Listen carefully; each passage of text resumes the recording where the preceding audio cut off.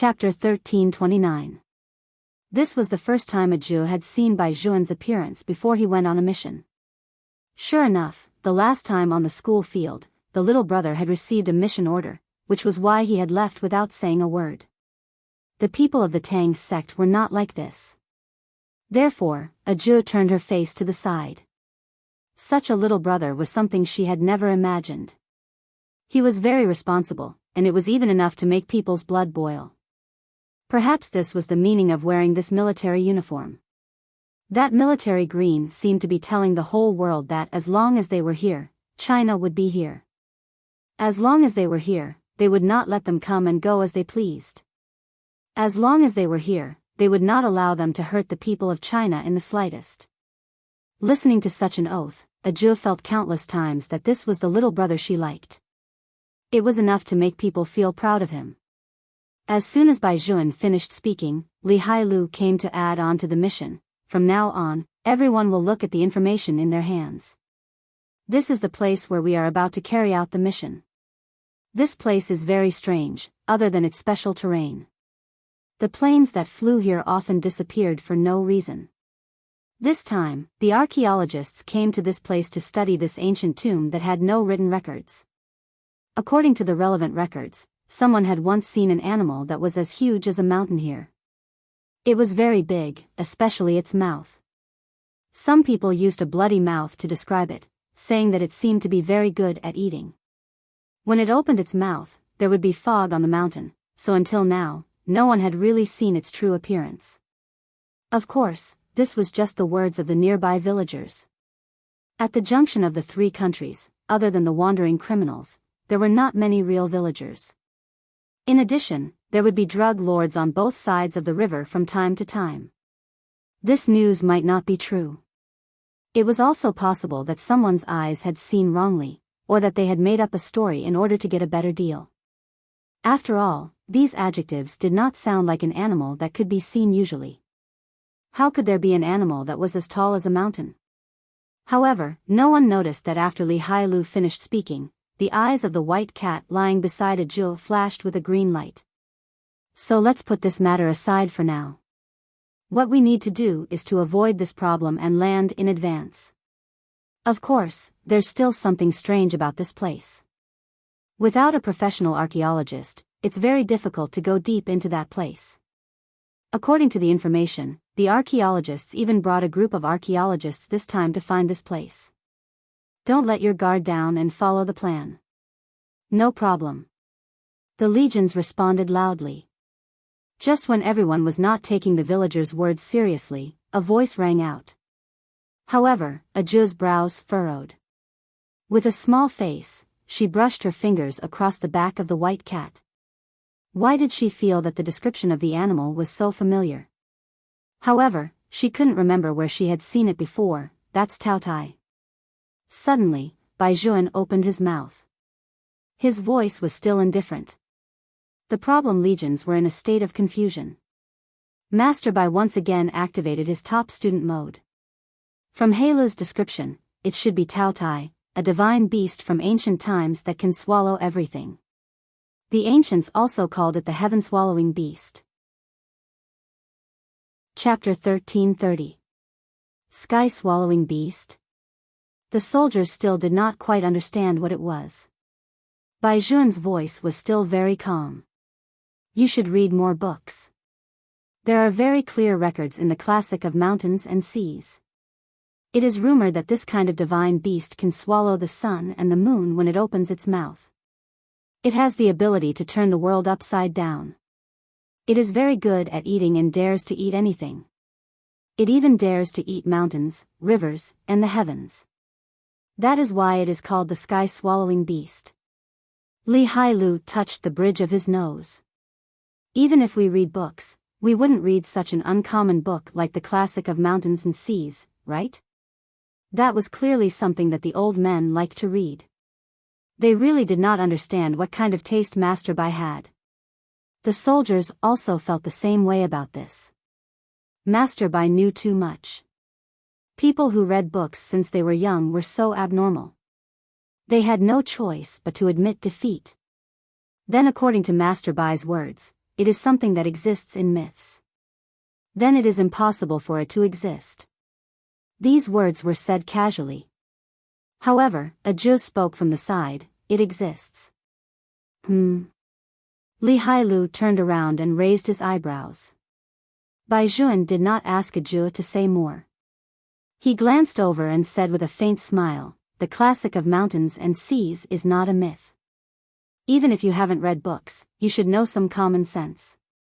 The divine beasts in it might exist. The soldiers were speechless. These words were obviously an attack on their IQ. But, if there really is such a divine beast, how should we deal with it? As the villagers described, it is as tall as a mountain. Li Hailu expressed everyone's common worry. It was obvious that if the sky-swallowing beast really existed, it would always affect their rescue of the hostages. Even if they were Special Forces soldiers, it was very likely that they would fall under its sharp claws. According to what Master Bai said, they even suspected that those missing planes were directly swallowed by this thing. There is a way. A Zhu raised her head. The white cat's tail on top of her head swayed back and forth. Her round tiger eyes were very clear, making people like her. In fact, the sky-swallowing beast is very cute. It's a standard foodie, and it doesn't have much hostility. As long as we give it enough food, it won't come out and make trouble. A Zhu raised her head. When the soldiers heard this, they paused for a second before asking, how much food is enough? According to their analysis, the size of the heaven-devouring beast should be quite large. A Zhu tilted her head and thought for a moment. She counted with her fingers. For the time being, we can get 2 trucks of bread or something like that. But it should be different from me. I like to eat vegetarian food, and it likes to eat meat. The problem legions, sister-in-law, do you think we're enough to fill its stomach? When a Zhu heard this, she paused for a moment and then shook her head. It probably won't even look at us. Why? A Zhu was also a little melancholy. It's not enough to fill the gaps between my teeth, just like how I only ate a small bite of the steamed bun. That's a good analogy. The people on the plane started to look at each other. The white cat shook its tail again, and its eyes were a deep blue. For some reason, it suddenly noticed that Bai Juan was looking at it. His body swayed a few times before he went back into hiding. Bai Juan looked at the time on his watch. There might not be a heaven-swallowing beast. I'm just telling everyone that even if there is, we have to think of a way to get through this hurdle. Everyone, be mentally prepared. Now, the countdown begins. Prepare to jump. Chapter 1331. As soon as Bai Juan gave the order, everyone put away their playful tone. One by one, they began to check their guns, ammunition, and parachute equipment in order. They would take whatever they were responsible for. Among them, a Zhu was the most relaxed. Other than the white cat and the compass, she did not seem to need to take anything else. In fact, the soldiers still did not quite believe that a divine beast like the sky-devouring beast would appear.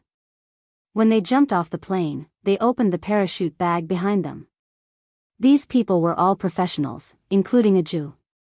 Whether it was in the plane or in the air, everyone knew very well where they should be. Then, they quickly gathered together. The plane rose as well, deviating from the vast fog in this area. No one knew that at this moment, on the other side of the verdant mountain peak, a huge creature was dragging its tail and slapping the water surface one after another. The huge creature was surrounded by thick fog. No one could see its exact appearance clearly. They only knew that its figure was swaying as it walked. Wherever it was, it seemed that all the other small animals did not dare to approach. The forest was also very quiet. No one dared to forget to lean on it.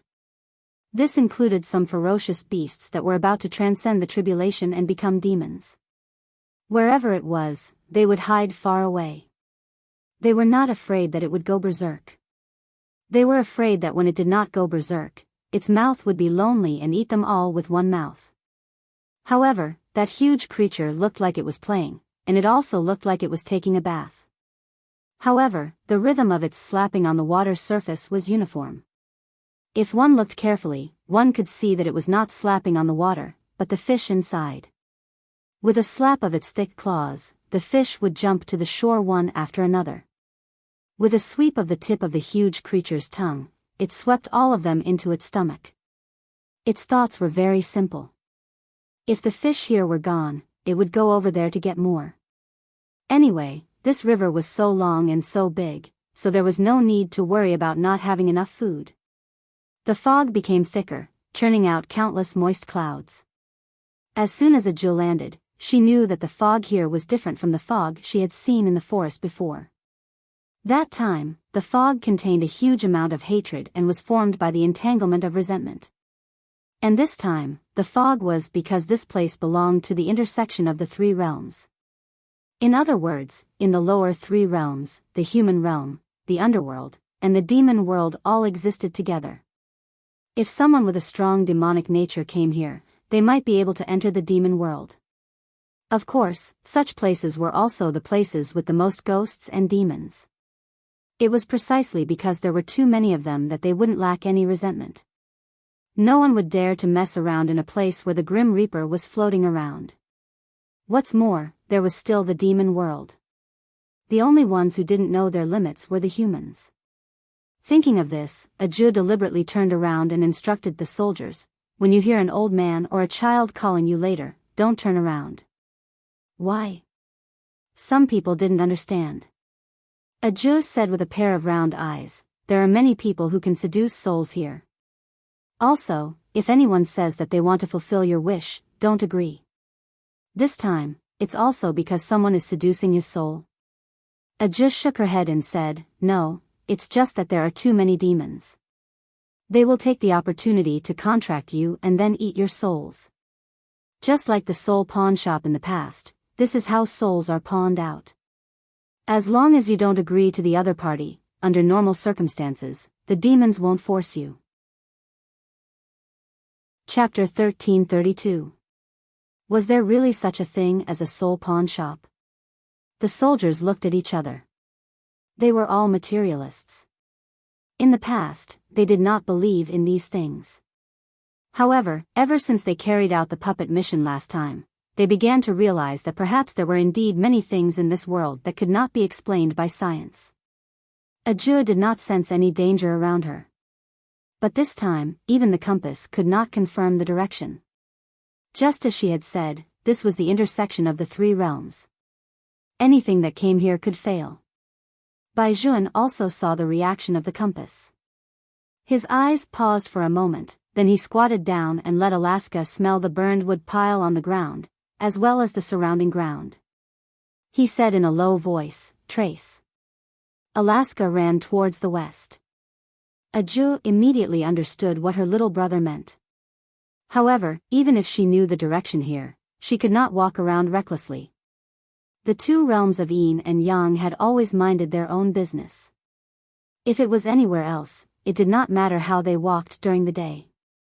Just as the old people often said, when walking at night, one must walk to the side and not look back. Walk the way you walked before, and don't turn around randomly. This was because there were some things that could see you, but you might not be able to see them. If you bumped into them, you would lose 30% of your yang energy. If you encountered something more powerful and sincerely wanted to harm others, it might stick to you. It was the same situation now. In this place, the demonic energy and yin energy were obviously greater than the yang energy. They could not walk around casually because it was very likely that they would block the way of death, pulling the ghosts into the underworld. Although it was more complicated to explain, Ajul still told the soldiers all these things with a serious face. "We have to walk in a straight line. The yin energy here is too strong. Just the yellow talisman can't avoid those dirty things. In a while, I will walk at the front, and little brother will walk at the back. This way, we will form a yang energy formation and won't bump into the ghosts passing by." Ajul's method was indeed not bad. It was the simplest analogy. There was such a big fog here. Although the soldiers were all special forces soldiers, they were still ordinary people. They would not see death there. At this time, they needed to light up a lamp. At the very least, they needed to let the ghosts walking at night know that there was such a light source. When they walked, they would naturally go around it. Of course, there were some exceptions. For example, there were indeed ghosts here who wanted to target a Jew. This was because a Jew's body was a great supplement for each of them. With such a natural body of Buddha, he had to deal with her before she became one of the Buddhas. Even if they could only get scraps of meat, this knowledge was a rare treasure for ghosts, especially malicious ghosts. The fog here was really thick. Once they entered the west, the only sunlight was blocked. It was really hard to tell where they were. Furthermore, Eris had also become a little strange. It was as if there was something on the other side of the river that made it very afraid, and it did not want to go there. But Allah's would abide by his orders to the end. This was the biggest difference between police dogs and other dogs. Even they had an admirable military spirit. But what exactly is there? Ajua frowned and couldn't help but raise her eyes to look at the winding river in the west. Chapter 1333. The closer they got to the mission point, the thicker the fog became. When the problem legions walked in a line, they felt that even their surroundings had changed. At first, they thought that they were hallucinating. However, as they walked, they realized that they did not know when, but one person after another appeared beside them. Those people walked lightly, as if they were just shadows. Their entire bodies were also wet. Logically speaking, it was not raining here, so how could there be moisture? However, they gave off such a feeling. Moreover, these people's feet were tied with thick black iron chains. At the front of them, a man in a suit lowered his head and looked at the things in his hand. Then, he raised his eyes and slid them over their bodies bit by bit. All of you, walk faster. If you're any slower, you'll be the ones to suffer. Ajua was walking at the front. After seeing this scene, she was the first to stop and gestured for the problem legions behind her to stand to the left. She meant to leave a path for the man in the suit who was in the lead. After all, the problem legions were special forces soldiers. They were more vigilant than ordinary people. One look at the situation and they knew that something was not right. Therefore, they also stopped and did not rush over to save them. They only asked in a low voice, "What's going on?" Ajua answered crisply. Her small face was beautiful and cute. The one who brought them is the ghost messenger, which is often called Oxhead and Horseface. This group of dead spirits should have been brought back by him to be reincarnated. In order to prevent any of them from being lost, he used iron chains to lock their feet. Lost one? Even though he was a special forces soldier, Li Hailu found the scene in front of him very creepy. They had clearly encountered a ghost. How could they lose one? Ajua turned her head to explain to him, some people don't want to be reincarnated after they die, such as those who still have resentment in their previous lives. Some people can't bear to part with their grandchildren or sons, so they think of ways to escape. Some people don't even know how they died. Such ghosts are usually killed by very close people or have some accident that they don't even know. The former is because their soul subconsciously doesn't want to remember this matter. The latter is basically a natural disaster, but no matter what kind of death it is, it will be recorded in the death god's notebook. Usually, the death god will harvest these souls, and the souls that are harvested will be chained up. Now, the underworld is managed like this. Death god? Harvest? Those words that could only be heard in comics, when they appeared in real life, would always make people feel a sense of incongruity. Stand over here. Don't let those dead spirits touch you, and don't look at them. Ajua reminded Li Hailu and the others in a low voice. This was a good point for Special Forces soldiers. They did not have a strong sense of curiosity like ordinary people. There would always be various rules in this world. Once they violated the rules, they would have to pay a price. They did not want to pay this price now, so they simply turned their faces to the side. When the ghost messenger passed by this group of people with the dead spirits, he subconsciously turned his head to look at Ajua and Baijuan. It would be a lie to say that he was not surprised because it had been too long since he had seen someone with such strong yang energy. It made the surroundings a little hot. Moreover, the girl at the front clearly had a Buddhist fate on her, but there were two ghosts following her left and right. Chapter 1334. The ghost messenger looked at her for a long time but still could not see through her identity. He only nodded at her. In fact, very few people in the human world knew that Hades was also a place with a very polite and working system, provided that these humans did not block their way. Here, the three realms were connected. If they touched a little, they would die an unnatural death. With such a sensible person leading this group of people, they should not have any problems. As an official of Hades, he could also identify Buddhist fate. The other ghosts did not have that ability. They only felt that there was something very fragrant around them. They could not help but turn their heads as if they were sniffing something. The ghost messenger pulled the undead back. This group of undead really did not know how to open their eyes. Don't dawdle. All of you, walk faster. It has not been peaceful here recently. Don't encounter any demons in the three realms. The ghost messenger was right. Here, demons were more difficult to deal with than undead. However, he did not notice the pair of scarlet eyes that appeared in the thick fog. However, this pair of eyes was not directed at the dead spirit, but at a Jew. The more fragrant the soul, the more it attracted the attention of demons. Especially high-level demons who could transform into humans. On the branch of the tree, a tall and straight figure stood there. Then, he quickly hid himself. The cunning of demons was that they would never attack head-on. Instead, they would use everything they could. For example, when the ghost messenger was not paying attention, they could get rid of two undead spirits and catalyze them to turn them into evil ghosts. After the scene just now, the problem core all had a new understanding of this world, so they were much quieter. After the undead spirits passed, a Jew brought them back to the original path. She told them that if they saw these people again, whether it was here or when they returned to the city at night, they had to avoid them. After the problem core heard this, they nodded and were about to take a step forward. They saw a bus driving over in the thick fog. That's right, it was a bus. Moreover, the bus had its lights on. It stopped in front of them warmly and honked at them. Li Hai Lu was a little stunned. This was the wilderness, how could a bus appear? However, Li Hai Lu did not deny that at that moment, whether it was him or his comrades, none of them did not want to get on the bus. They had been away from the city for too long, so long that they even missed the most ordinary life in the imperial capital. At this time, the more lifelike things appeared, the more they would be able to arouse their desires. For some reason, the two people behind her seemed to have taken a step forward, but Aju immediately pulled them back.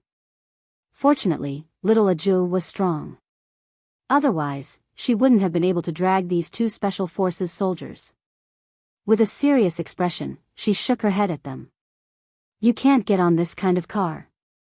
When the two special forces soldiers heard this, they were still in a daze because the chauffeur gave them a warm feeling. It was like the people they often met in their hometown.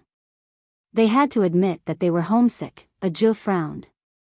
Just as she was hesitating whether to chant the scriptures or not, Bai Juan raised his hand and pointed the gun at the driver who was smiling at them. He said domineeringly with a faint smile, "Friend, we are not on the same path. You walk your bridge of helplessness, and we will walk our human path. Do you understand?" The driver probably didn't expect that a human would point a gun at him. His eyes widened. What kind of world is this? Humans aren't afraid of ghosts like us. He didn't believe in ghosts. He put on a gloomy face to scare him.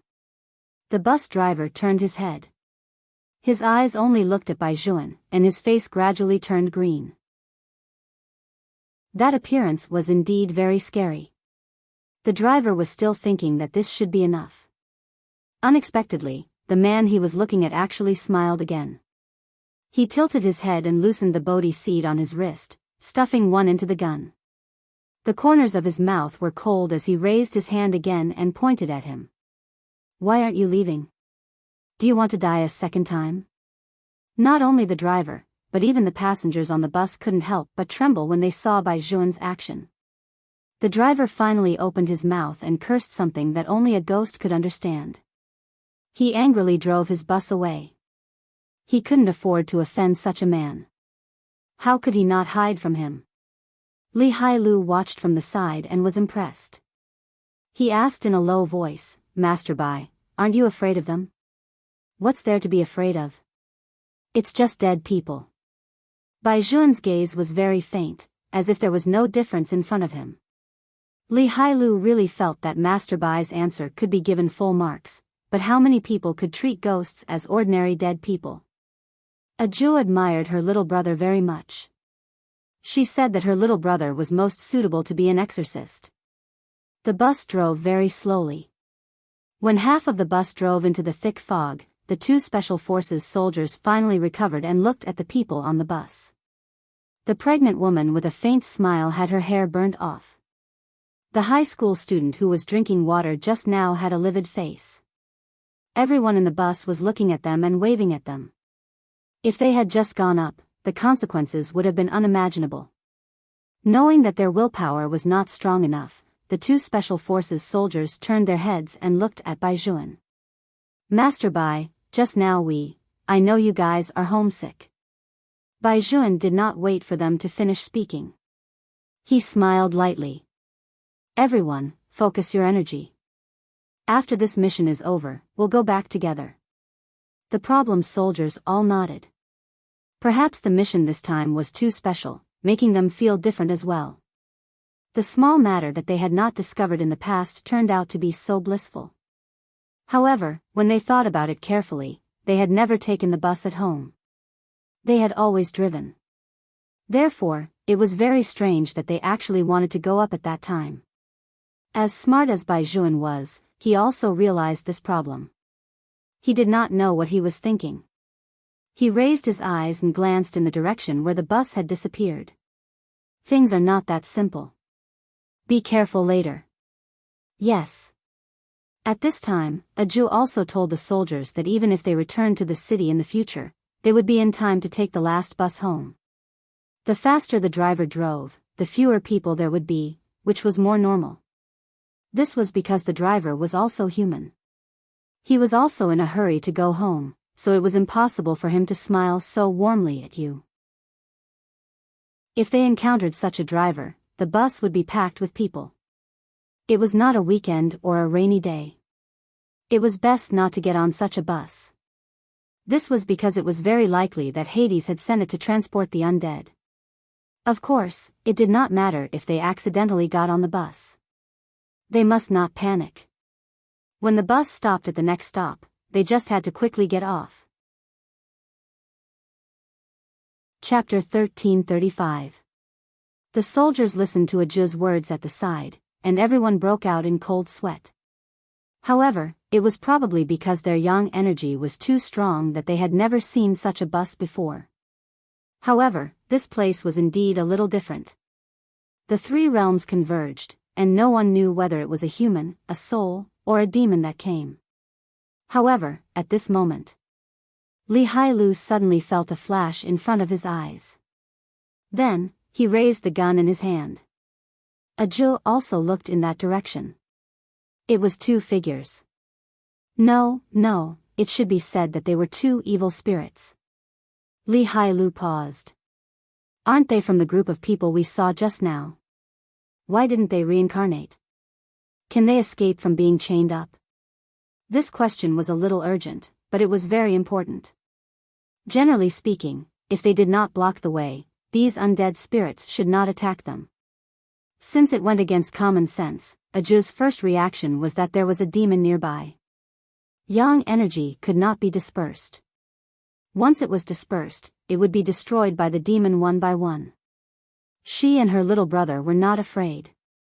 However, as long as it was a human, there would always be a demon controlling them deep in their hearts. For example, the bus just now. Aju had a pair of round eyes. Without hesitation, she directly released the two ghost slayers. Go and deal with them. When the ghost slayers heard this order, they were about to cry. Thinking about it, ever since they were brought to the little master's side, they had been eating their own kind. Evil ghosts like them should eat good ghosts, shouldn't they?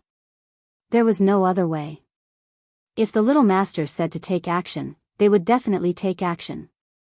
However, as soon as they took action, the evil aura that swept over made them fall far behind. These were not two ordinary evil ghosts. They had a demonic nature. The ghost slayers spoke ghost language, but even so, the soldiers could also see that the situation was not optimistic. What should we do now? Li Hailu asked Aju. Aju narrowed her eyes. There are demons around. Don't be fooled and don't move. But I keep feeling that someone is behind us. This feeling is too uncomfortable. No special forces soldier could tolerate this. Aju moved her fingers as if she was locating something. At this moment, another black shadow rushed over. That black shadow was very fast. It stretched out its left hand and grabbed straight at the middle. Demons were cunning from birth. He would only strike at the weakest point. Even if his ultimate goal was Aju, he knew very well that in the yang energy array, the people at the front and the back were the most difficult to deal with. It was obvious that this girl was an exorcist. Otherwise, he wouldn't have known so many things. But even so, as long as he broke through their yang energy array, an exorcist would be nothing more than a mortal to him. The demon's speed was frighteningly fast. Almost in the next second, his black fingers pushed a person away. Once there was one less person in the middle, it meant that the formation was gone. When the yang energy lamp on Aju's waist went out, the demon also stopped. He was dressed in a black robe, and it was hard to tell his age. However, his black hair was wet, and his scarlet eyes only made people feel fear. Not bad. The demon laughed a little crazily and licked the tip of his tongue. But compared to a man, I prefer the soul of a girl, especially since your spiritual aura is so abundant. How about it? Do you want to make a deal with me? As long as you give me your soul, your companions will survive. Moreover, I can tell you where the people you want to save are. Those archaeologists are still alive in the ancient tomb. Aju did not waste time with him. Looking at the demonic aura that was spreading out from him, she moved her fingers and uttered the Buddhist incantation of 9 words.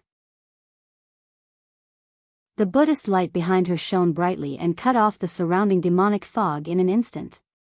The demon paused for a moment. What it did not expect was that the other party was not only an exorcist, but also a person with Buddhist affinity. But this was the intersection of the 3 realms. Any Buddhist affinity should not be produced here. Why could she still attract the Buddhist light? Other than Ksitigarbha, who else would have such an ability? This girl. Who exactly was she? The demon's expression changed, and all kinds of guesses came one after another. Just as he was about to be swallowed by the Buddhist light, his eyes suddenly lit up, as if he had thought of something. He transformed into a cloud and merged with the surrounding environment. He fled in a very sorry state, and even his demonic nature was weakened by half. He even suspected that the person he wanted to kill was deliberately hiding his power here. If this was not the intersection of the 3 realms, it was very likely that as soon as he appeared, he would be burned to death by the Buddhist light. Fortunately, he had cast a layer of ghost identity on himself. Otherwise, the consequences would be unimaginable. But now, it was different. Since the outer skin on his body was gone, he could put on another outer skin. After all, demons were everywhere. Since there was no yang energy array, he could completely hide in their team. As time passed, that person's soul would be devoured by him. It was said that the human heart was the easiest place to breed demonic intent. The reason why he could hide was all because of this. Aju was worried that he would use such a move.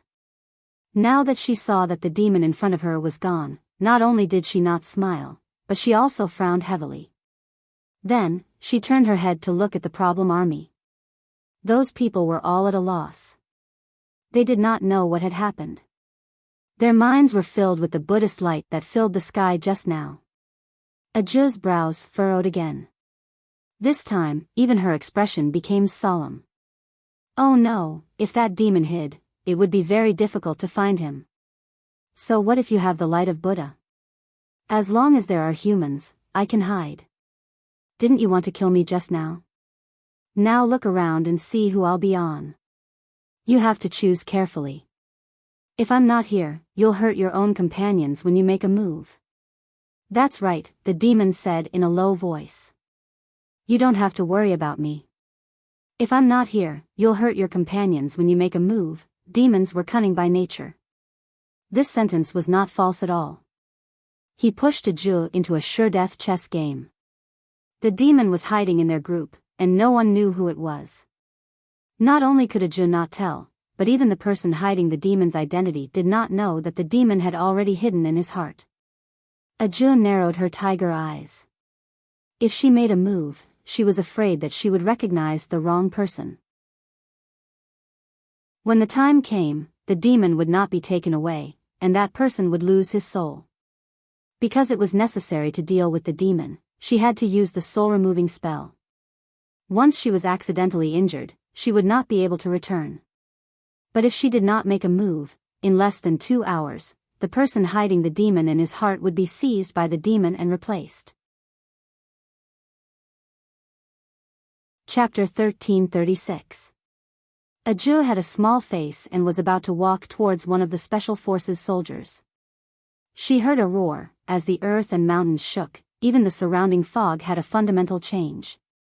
Not only the Special Forces soldier, but even the demon hidden in the Special Forces soldier's heart could not help but raise his head and look behind him. At this moment, all the animals in the surroundings could not help but widen their eyes. They looked at the huge back that was coming down from the sky and paused for a moment. The animals in the east seemed to have encountered a major disaster. All of them ran towards them.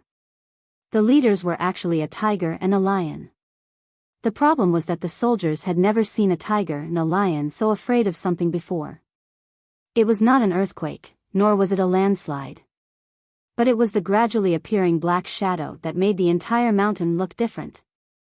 Some people said that once the sky devouring appeared, all the beasts retreated. None of the beasts dared to approach it. This was the power of an ancient divine beast. No one could stop it. It was even more difficult to deal with than the fire Qilin. Because in its mind, other than eating, it was still eating. It ate whatever it saw, that was its specialty.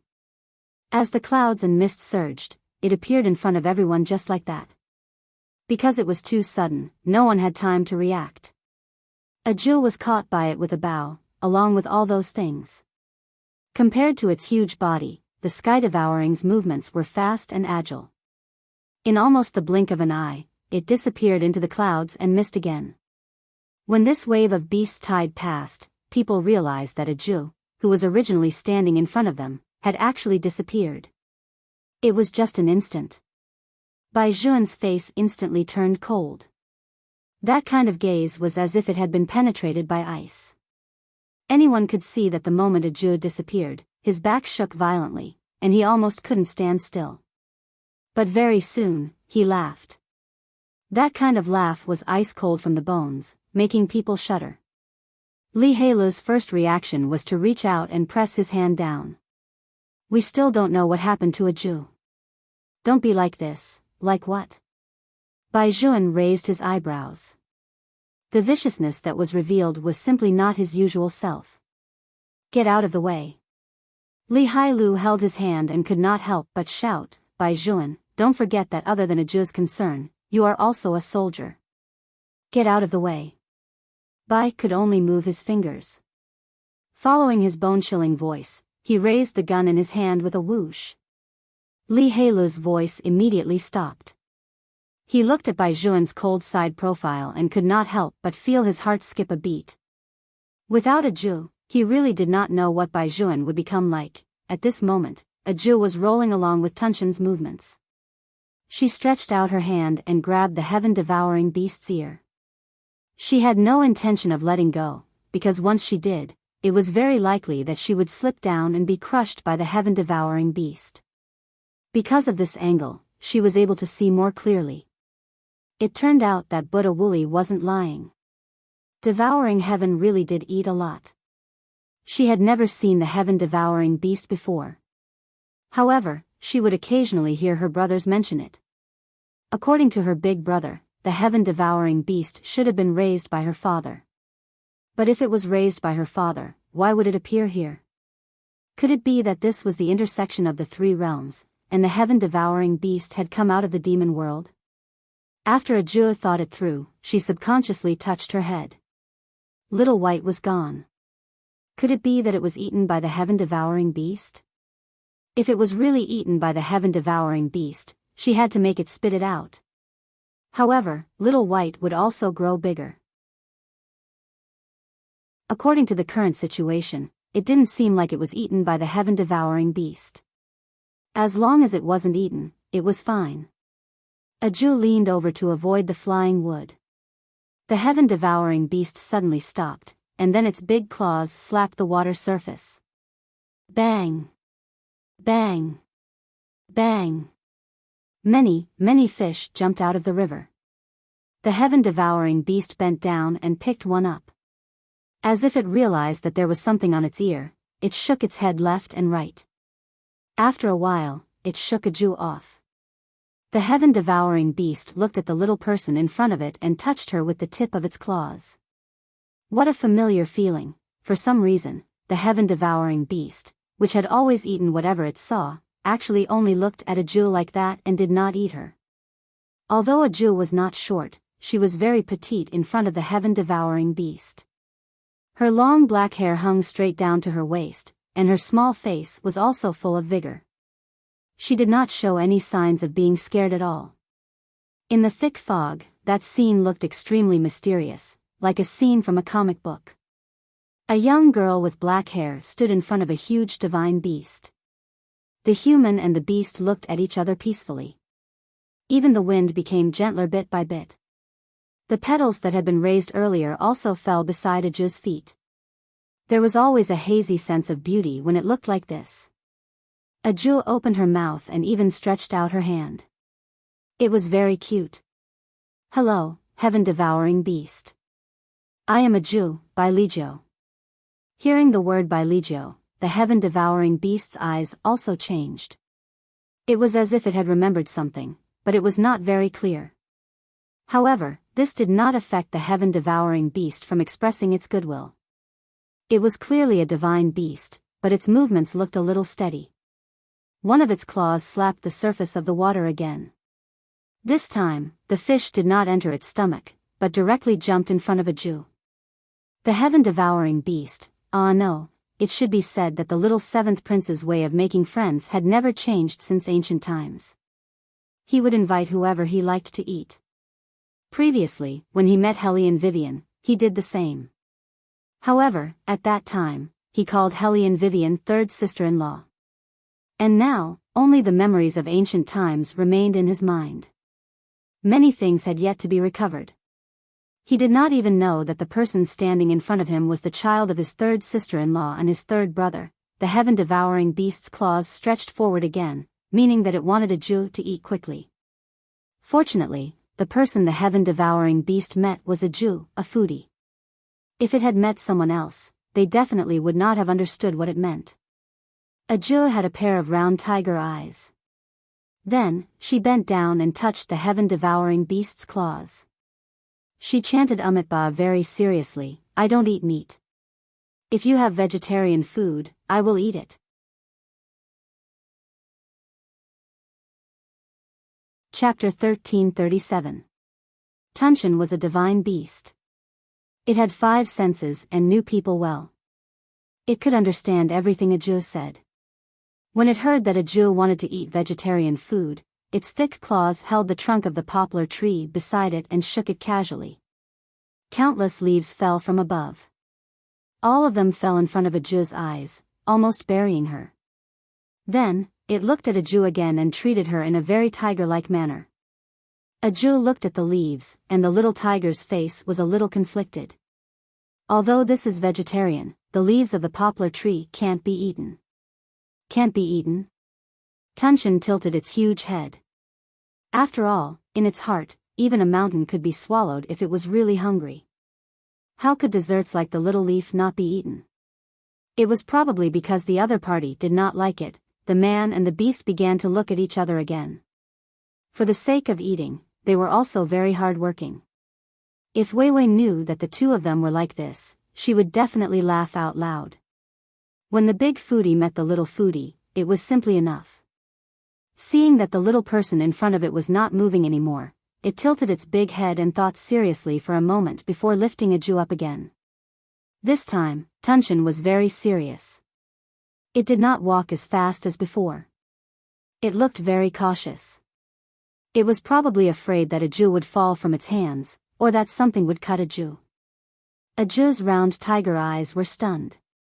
She did not understand. Where was Tunshin taking her? It was also filled with fog. The problem was that on the other side, they were really afraid that Bai Juan would do something because he was really different from his usual self. The color of the surrounding fog made him even more cold and elegant. In the silence, his deep gaze was like a cold river under the moonlight, so cold that it made people tremble involuntarily. Most importantly, his muzzle was actually aimed at one of them. Master Bai, what do you want to do? Li Hailu was so anxious that even his expression changed. Not to mention the sledgehammer that Bai Juan was aiming at with the muzzle of the gun, his lips were even paler. Captain. He had never thought that one day, the captain would point a gun at him. Li Hailu's eyes were red. Bai Juan, wake up. Come out. Bai Juan did not pay attention to Li Hailu. Instead, he looked at the sledgehammer with deep eyes and said something very inexplicable. Dechui's fingers paused. Captain? He really didn't understand what was going on. Devils were different from ghosts. If one was possessed by a ghost, one's body would belong to the ghost. However, after being possessed by a demon, the demon would hide in the person's heart. It would not immediately control the person's thoughts. Instead, it would devour the person bit by bit and demonize the person. So even the person possessed by the demon didn't know what was going on. However, Bai Juan's eyes were deep and cold. He still said, come out. At this time, Li Hailu also understood what he meant. However, how did Lord White know that the person possessed by the demon was Dechui? Captain, what do I not understand? What do you mean by out? Dechui was the most loyal person among the few of them. Whether it was entreating Bai Juan or carrying out missions, he was the kind of person who did not talk much and worked hard. Bai Juan took a step forward. Li Hailu turned to the side to block. Could it be that you made a mistake? Bai Juan swept his gaze across his face. The muzzle of the gun did not move. The coldness in his eyes did not relax in the slightest. Instead, it was even colder and murderous. Look at the shadow on the ground. Hearing this, the soldiers all lowered their heads. When their gazes swept past the soles of their feet, everyone was stunned. This was because everyone only had one shadow. Only Dechui's shadow was two shadows under the flashlight. How could a person have two shadows? In an instant, their hearts sank as they stared at Dechui in a daze. Even Dechui's face was deathly pale. This was because it was obvious that the demon who had just said those harsh words was in his body. The demon also froze for a moment. He did not expect that after the exorcist had been captured, the remaining humans would be so difficult to deal with. They had even found him, so he could not change people at the last minute. This was because no matter who he changed to, there would be two shadows. The demon raised his head and looked at Bai Juan's pair of cold eyes through Dechui's body. He had never met such a human before. How should he put it? The aura emitted by this person made him not want to get close to him. Just now, all his thoughts were on his prey, the young female exorcist. When he noticed Bai Juan now, he had already reached this point. However, so what if you find me? That little exorcist has already been captured. Can you shoot at your companions? Can you bear to do this? The demonized voice came from beside his ear. Once you shoot, the first person you hit will be your teammate, and then me. Moreover, your human weapons are useless against me. You are simply stupid to the extreme. Then what about this? With a swoosh, it was the same knife again. It was that knife again. Bai Juan cut his palm, and blood instantly dripped onto the ground.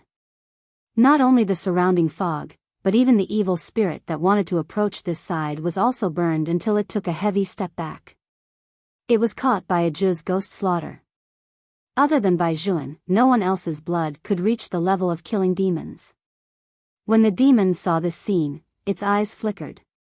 The closer Bai Juan was, the stiffer it became. It knew that if it was nailed by such a weapon, it would not have the slightest chance of survival. The blood of justice was simply one of the few variables in the world. But even so, demons were cunning. Every word could hit the most vulnerable part of the human heart. So in order to kill me, you did not hesitate to drag one of your teammates down with you, right? I don't care. I am a demon. One day, I will be able to rise from the ashes. But for your own sake, you want to kill your teammate. You humans are really selfish. No one was willing to point a knife at their teammate. If there was any other way, Bai Juan would not have done this. Whether it was Li Hailu or the soldiers, they were all very clear. Even De Chui himself did not beg for mercy. Instead, he looked at Bai Juan with a determined expression. This might be the unique belief of the special forces. Every one of them was looking at Bai Juan, waiting for him to make a decision. Bai Juan's eyes met De Chui's. I would rather my teammate die under the muzzle of my gun than let him become a walking corpse. He has no feelings, no thoughts, and is controlled by something as a killing puppet. Moreover, my knife technique might be able to help him save his life. But if he is controlled by you, his soul will be shattered in the end. Even after death, he will not be able to reincarnate. This choice is not that difficult.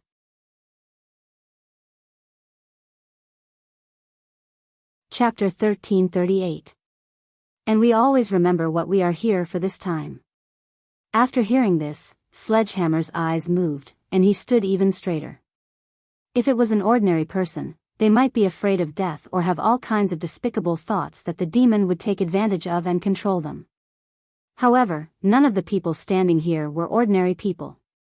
They were wearing military uniforms and carrying combat bags on their backs. Even their faces were covered in green. The only time they were wearing military uniforms was numbered. In so many foreign missions, they couldn't even reveal their identities. Now that foreign enemies had invaded, they would kill them no matter how far away they were. This was their belief. Even if this belief would cost them their lives, they would still continue to walk forward. From the day he joined the army, Sledgehammer did not know about others. He raised his hand and swore that he would protect this land. The more places they walked, the more they could understand. As long as they could let their loved ones wake up the next day to see a busy crowd, the slowly rising sun, and the warm smiling faces beside them, not the smoke of war. Even if they did not have a corpse left, they still had to complete the mission. Every time, as long as the captain stood there. Sledgehammer felt that his belief would not be defeated. It was the same now. The demon did not understand why the other party suddenly rejected him even more. He was only desperately trying to find the darkest place in this person's heart. He did not see Bai Juan use a military gesture to Sledgehammer. Sledgehammer paused for a moment, and then nodded slightly. The demon was still trying his best to induce Sledgehammer's most despicable side. Bai Juan raised the blade. The demon did not expect that someone would be so ruthless. Moreover, this was the first time he had encountered such a possessed person. The firmness in his heart was too difficult for him to shake. At that moment, the demon knew that he had to retreat quickly. Otherwise, once the blood of justice touched him, he would have no chance of escaping.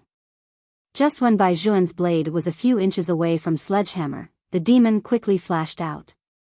Bai Juan retracted, and the blade fell into his palm. By the time the demon reacted, it was already too late. It turned out that Bai Juan did not intend to stab Sledgehammer from the beginning. What he wanted to do was to force the demon out. The demon thought that he was cunning, but at that moment, he was also stunned. So much blood flowed out from Bai Juan's palm, but his handsome side profile did not change at all. Other than the pale color of his lips, his eyes were cold. If it weren't for you, a Jew wouldn't have been in danger. Demon? No matter what you are, I will crush you with my own hands. That kind of killing intent made the demon's scalp numb. Not to mention, that hot blood of justice. When the evil demon saw this, he went into hiding. If he didn't possess someone else's body, this man couldn't do anything to him. As a demon, he could completely blend into the surrounding fog. No matter how fierce and powerful this man was, he didn't have the heaven's eye and couldn't see him at all. At the end of the day, he was afraid of men. Men couldn't crush him. He was still so carefree and happy. However, just as the evil demon was feeling smug, a tall and slender figure slowly walked out of the clouds. For the readers, second update, good night, moi.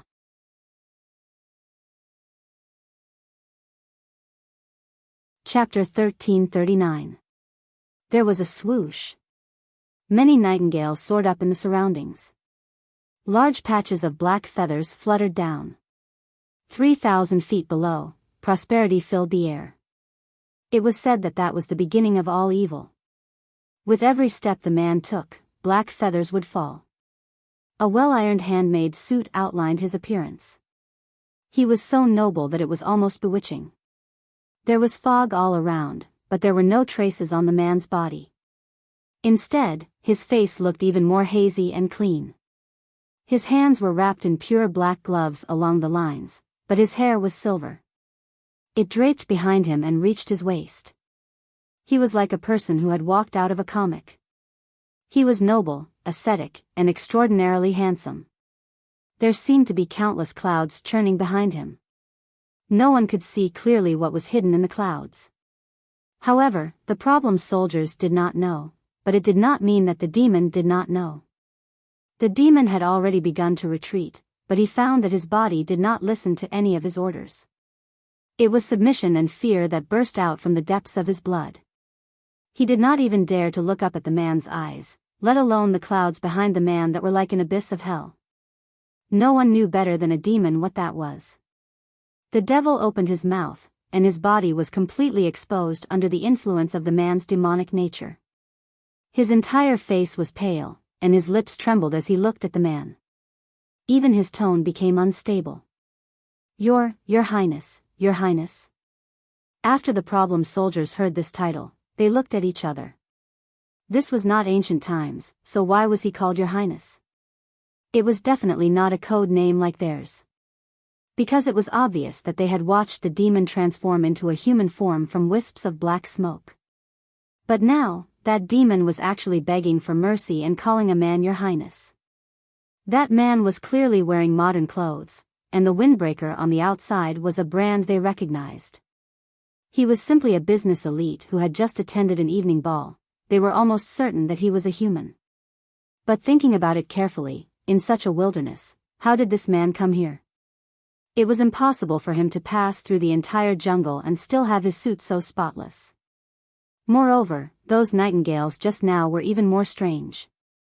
In the past, the problem legions had always been materialists and did not believe in any gods or ghosts.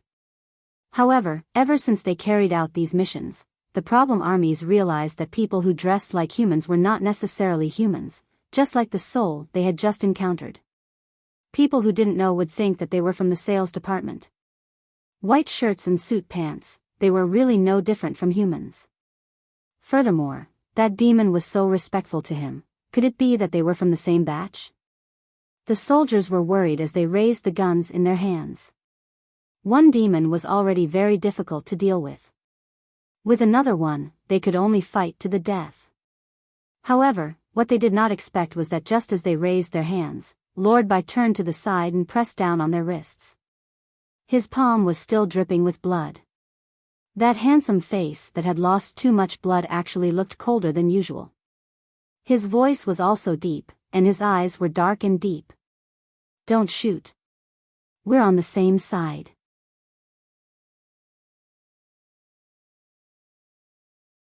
Chapter 1340. One of them? The soldiers looked at each other in dismay. If he was one of them, why had they never seen this man before? Could it be that he was also from the Tang sect? No, it didn't seem like it. The people from the Tang sect were very unique. Even if they didn't wear military uniforms, they would still hold machine guns in their hands. But this man didn't have anything in his hands. He looked like a young master from an aristocratic family. His entire body was noble and cold. When he swept his gaze across the demon in front of him, it didn't seem like he was looking at a foreign species. The corners of his mouth even had a mocking expression, as if he was looking at an ant. This man, who exactly was he? This was the question in everyone's mind except for Li Hai-Lu. It's him. Li Hai-Lu seemed to be unable to hold it in anymore. His eyes shook violently. Bai Juan, that's him, right? Beligaju. Little Aju's father, that business legend. He appeared once at your birthday party, but why do I feel that he is no different from back then?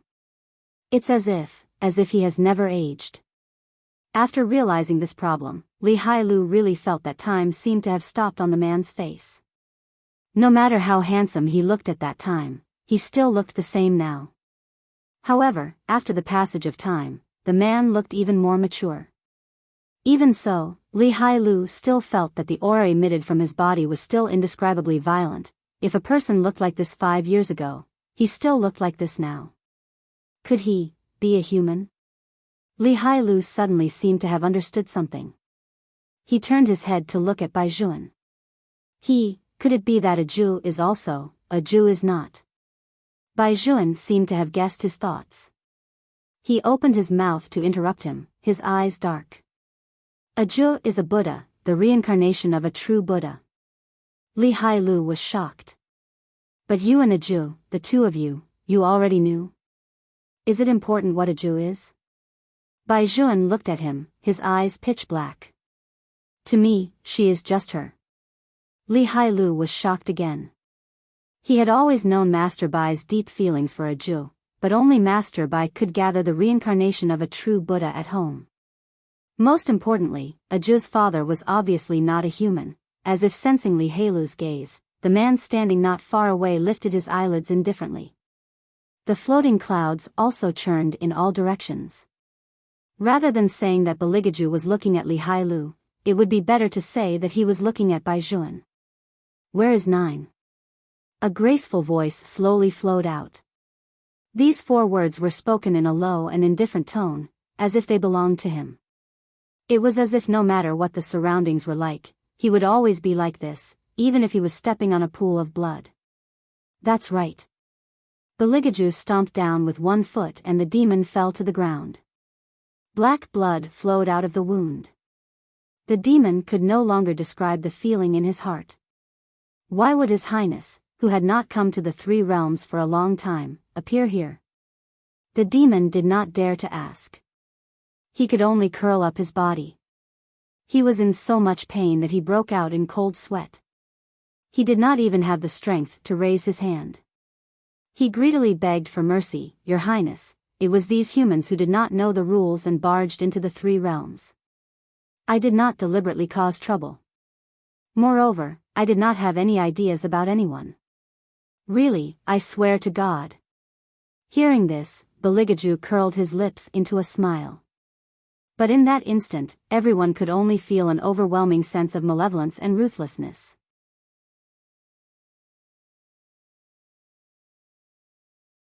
Chapter 1341. Swear to the heavens? Beligaju used his strength to lean to the left, but it did not affect his handsomeness at all. Are you mocking my intelligence? Since when did demons swear to the heavens? The demon was so scared that his entire body trembled. No, Your Highness, I didn't mean that. Do you know why I am here? Beligaju's indifferent voice interrupted his words. Then, he bent down.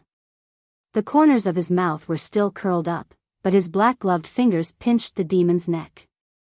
It's because you have designs on my daughter.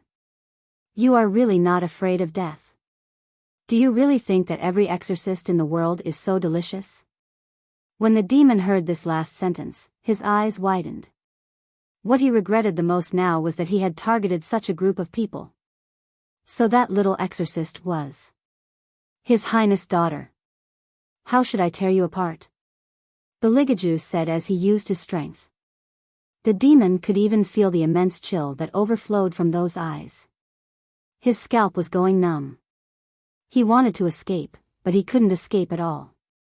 His entire body felt as if it had been burned by fireworks. The demon knew that it was a punishment that would burn his bones and scatter his ashes.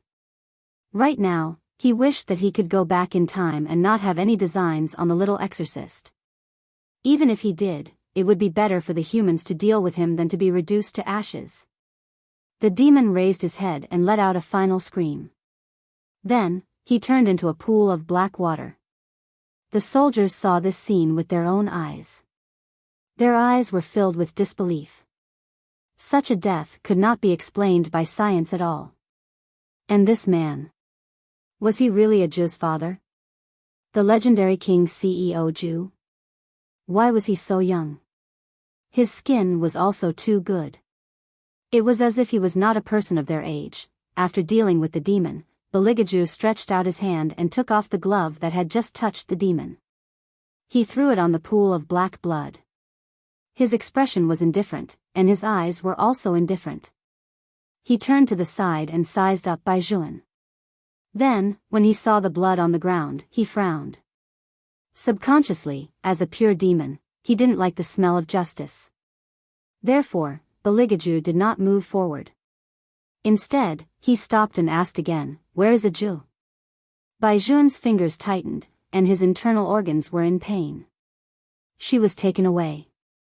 Beligaju did not think that with such a pure young aura, anyone could hurt his daughter. Moreover, this human from the Bai family was not a soft-footed shrimp. Baijuan lowered his head. A breeze blew over, and the pieces of hair that fell down revealed a hint of loneliness. "I'm not strong enough." The one who caught her was Tunshin. "If I had reacted a little faster, are you sure it's Tunshin who captured a Ju?" Beligaju interrupted Baijuan's words with a very indifferent expression. His silver hair fluttered in the wind, and his entire body was filled with asceticism. Baijuan's gaze deepened, but he stood tall and straight. "I'm sure." "Then it's fine." Beligaju's voice revealed a hint of nonchalance and nobility. When two foodies get together, the unlucky ones are usually others. The soldiers were speechless. Was it that simple? Even if a Ju was a foodie, compared to a divine beast like Tunshin, she was not on the same level.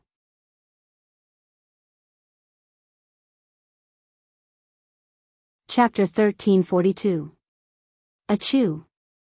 A Ju, who was sitting on the back of the sky-devouring tiger, sneezed heavily.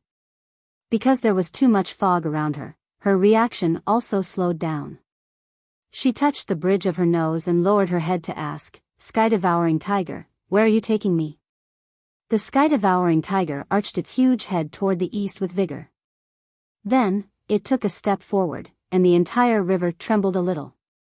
The clouds and fog dispersed, and Ajo finally saw clearly where the sky-devouring tiger was taking her to.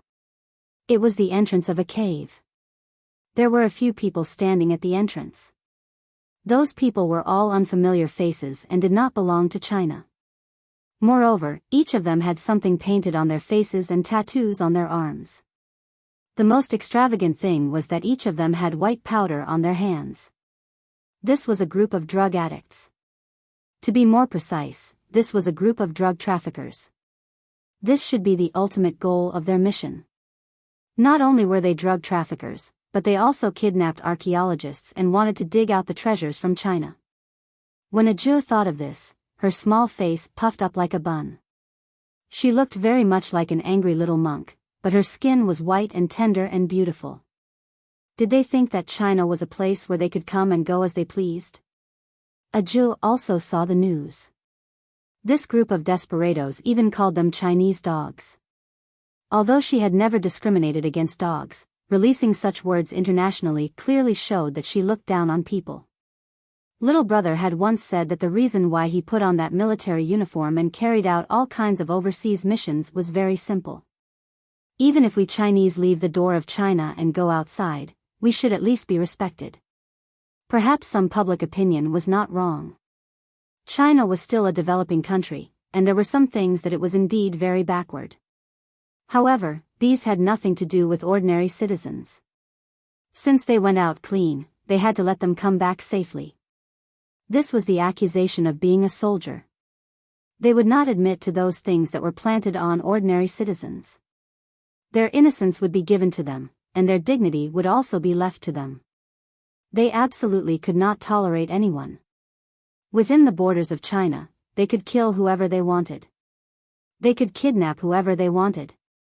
A Zhu could not kill anyone before she became an adult. She could only kill demons and ghosts. Otherwise, he would have raised his gun and fired at them.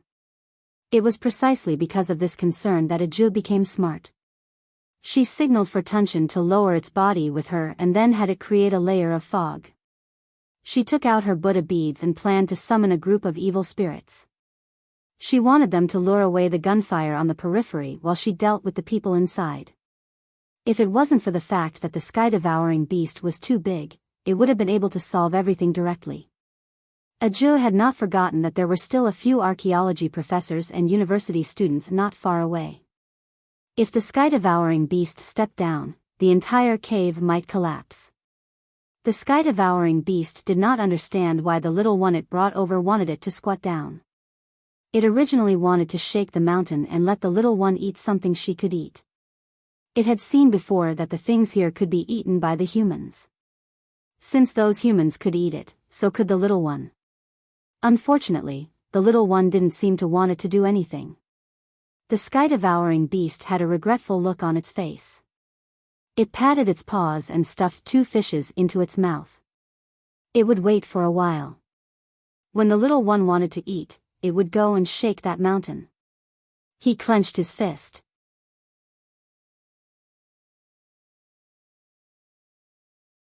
Chapter 1343. If the fire Qilin knew about this, it would definitely ridicule it. Tunshin, is your mountain used to shake things to eat? We are both divine beasts. Can you show some of your dignity as a divine beast? Why do you only think about eating all day? Moreover, you are a prince. In fact, if eunuch Shangxuan knew about this, he would not be surprised at all. The 7th prince even ate the goldfish in the fish pond, let alone shaking a mountain for food. This was completely possible. The man and the beast looked at each other in the eyes of a tiger. Tunshin wanted to shake the people inside out for a Zhu to eat. A Zhu thought that she must save the professors. Although the ultimate goal of the 2 foodies was different, they still had to get the people out first. A Zhu chanted Amitabha. She thought that in less than 3 seconds, her ghost would definitely appear. But what she did not expect was that after 3 minutes, the 2 ghosts were still nowhere to be seen. A Zhu frowned and chanted Amitabha again, but there was still no ghost. These 2 ghosts were caught by her brother and had a contract with them. No ghost dared to resist her brother's demonic nature. Unless there was a greater demonic nature than her brother, could it be that this was the border of the 3 realms, so she could not summon them if they were far away? A Zhu guessed and shook her Buddha beads. It seemed that she could only think of other ways. Without those 2 ghosts as a catalyst, the other ghosts would not come over. She could not let Tunshin out. Although the bullets did not have any effect on Tunshin, it still hurt when they hit its body. She had to get rid of their firearms first. A Zhu narrowed her round eyes and suddenly thought of a way. Although she did not carry a bag or have a gun on her, Tunshin got a bunch of fish. She could let Tunshin use the fish to bury them all, just like how she had just been buried by the leaves. With this thought in mind, a Zhu turned her head and said to Tunshin, "Put all the fish on their heads." All of them? Tunshin usually would not share its food with others. Especially the people standing outside the mountain, it would only want to slap them to death with its claws. But even the little one said so. It could not refuse. Anyway, the fish he caught this time were all for the little one. Since the little one said to throw them away, then he would just throw them away. The sky-devouring beast exerted force with its right claw, lifting the pile of fish and throwing it over. It wasn't a small number like a dozen fish, but a large number of fish suddenly fell from the top of his head like a storm. The nearly 10 foreign criminals guarding outside the cave didn't know what had happened. They raised their heads and looked above their heads. Their mouths were wide open, and their faces were filled with astonishment and astonishment. Actually, it was true. Even foreigners would only see hailstones falling from the sky. They had never seen fish falling from the sky. Because the fish were raised wild in the deep pool of spring water, they were much fatter than the fish at home. They were long and big, and they were all alive and kicking. As long as one fell, it could cover a face, not to mention a large number of fish falling down. To be honest, a few of the criminals were already dizzy from the impact. They didn't even have the chance to open fire. After a few loud bangs, they were buried by the shoals of fish. They were still desperately struggling with their hands outstretched. Then, they saw a huge creature carrying a young girl slowly walking over.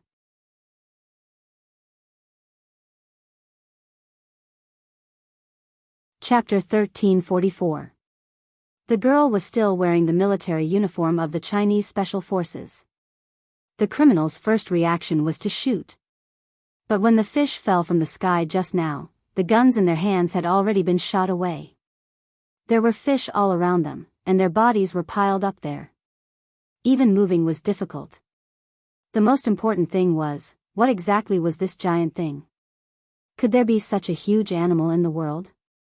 Everyone's eyes were filled with shock and fear. If they had guns in their hands, they could have shot at the huge creature's vital points. But now, although these outlaws were more ferocious than ordinary people and were not afraid of fierce beasts, the sky-devouring beast was different. With the sky-devouring beast standing there, not to mention humans, even wild beasts would want to retreat. The criminal's legs were stiff from fear. The first to react was the person closest to the cave. He struggled desperately in the pile of fish, wanting to return to the cave. That scene was like an apocalyptic disaster. A Jew was about to enter.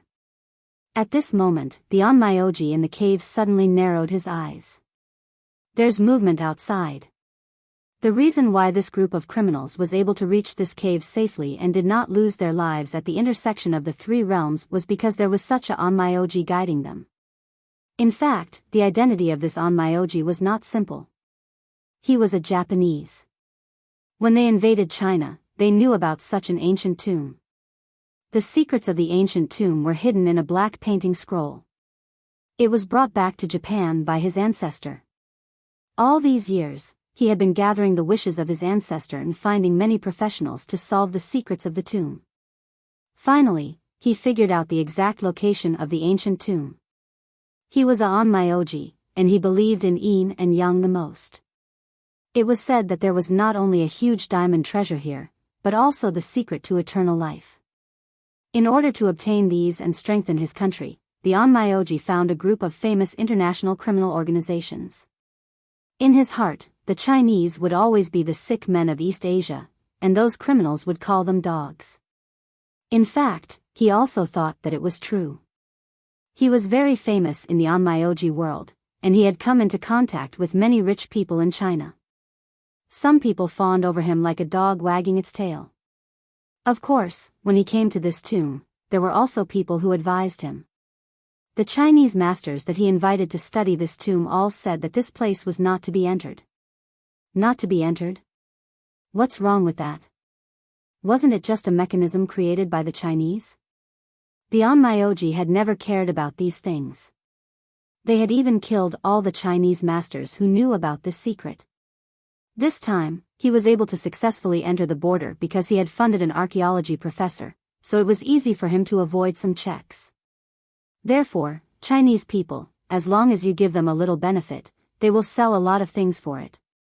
He had seen too many Huaxia people living in China. They disliked everything about China.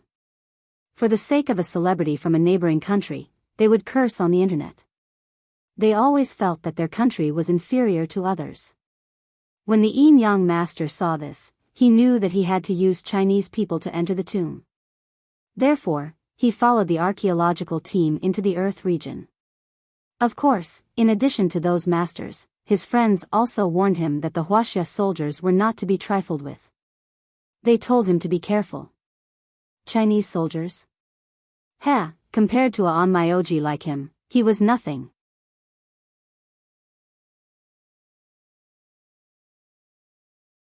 Chapter 1345. All of you, take your guns and follow me out. Let's see what's going on outside. The Onmyoji gave an order. The international criminal who was working with him also nodded at his subordinates. A group of desperados rushed out of the cave in groups. Ajun narrowed her tiger eyes and blocked the sky-devouring beast, letting it retreat first. In Aju's heart, the sky-devouring beast was no different from those very cute animals. It was just a little bigger. Little Brown and Little Yellow that she had raised in the jungle were also very big. Other than loving meat, there was nothing wrong with them.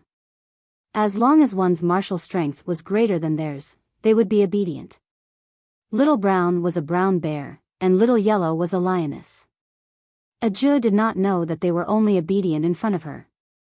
It was not because they had good personalities and were willing to be obedient. It was because when this person punched them, they would faint for a long time. They had to be obedient. Aju did not care about that. In her heart, the sky-devouring beast was already one of her own. It treated her to fish as soon as they met. Not every animal understood such etiquette. Therefore, Aju told herself that she had to protect the sky-devouring beast. Ever since she entered the Tang sect, Aju's speed had become even faster. Before the group of people could shoot, she had directly knocked out the sniper closest to her. However, there was one thing that was very disadvantageous to Aju. Aju could not kill people. She could only kill ghosts and demons. She could deal with 1 or 2 people with her fists. When there were more people, the power of the bullets would also increase. It could be said that Aju's situation was not very good. If Bai Jun was here at this time, he would definitely not let his girl fall into such a situation. But now, Aju was alone. The Onmyoji did not pay attention to Aju. In his opinion, the other party was just a very ordinary Chinese soldier. There was nothing worth looking at. What he cared about was the sky-devouring beast that was protected behind the girl in camouflage. Others might not understand, but as a Onmyoji, he naturally knew the 3 realms the best. Such a huge creature, such a figure, and its current position, it was clearly the ancient divine beast, the sky-devouring beast. The sky-devouring beast is here. That means that we are not far from the real tomb. The Onmyoji shouted excitedly, his eyes filled with surprise. I didn't expect the legendary guardian beast to really be here. Kill that girl first, then surround the glutton Leviathan. Don't use bullets anymore, switch to knockout pills. It's said that a single bite of the heaven-devouring beast's flesh can allow one to live for over 100 years. We have to capture it alive. Yes.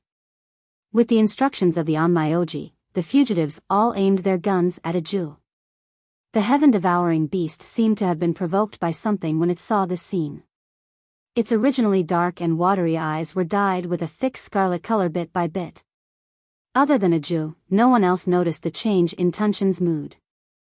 That Japanese Onmyoji had already revealed a greedy and murderous look in his eyes in order to obtain glutton. If 1 batch of cannons was not enough, he sent 2 batches. In order to deal with these people, Aju had no way to appease the sky-devouring beast. The sky-devouring beast slowly straightened its huge body. Its scarlet eyes were cold to the extreme, like flowing blood. It had lost all goodwill and thought. Roar!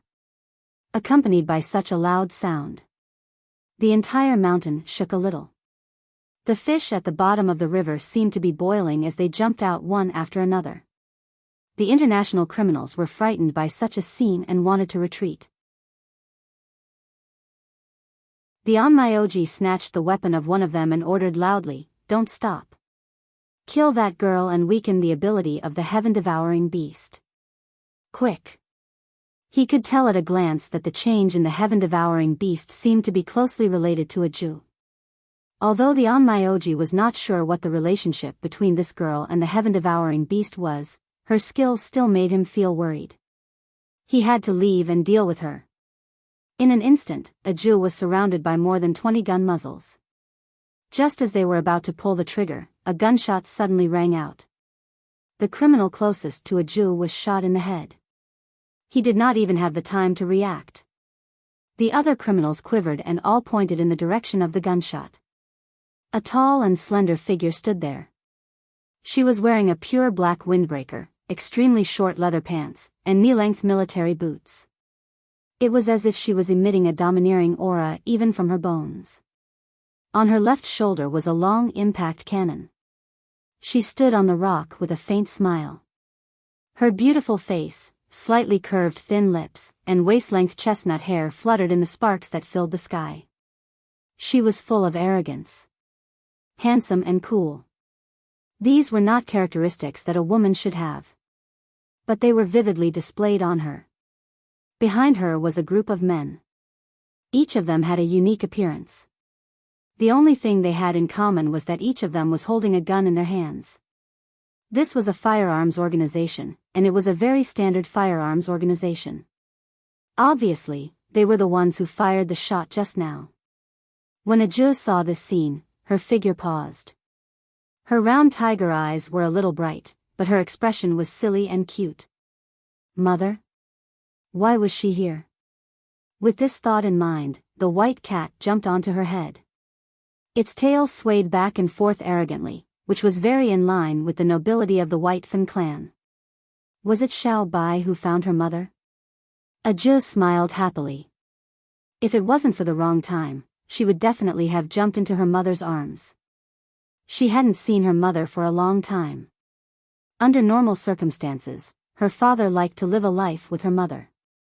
He always brought her mother to the demon world to see the mermaids. However, she heard from her elder brother that every time her father went to the demon world, there would be many people crying and the mermaids would be forced to dance. In short, it was different from the mighty and domineering demon world that she had imagined.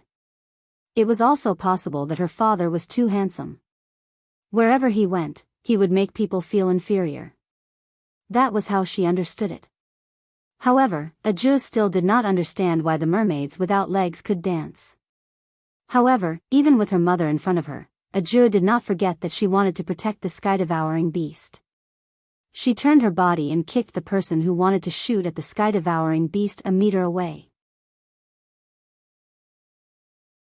If it was anyone else, the international criminals would definitely shoot wildly.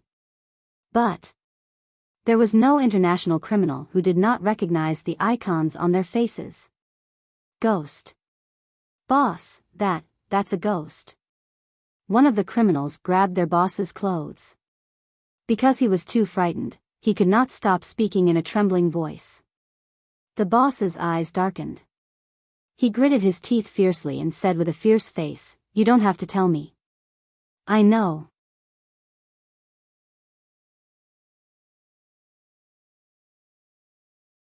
Chapter 1346. Why would the ghost organization appear here? Didn't they already live in seclusion in the most central city of China? The boss's expression turned ugly, but he didn't dare to act rashly.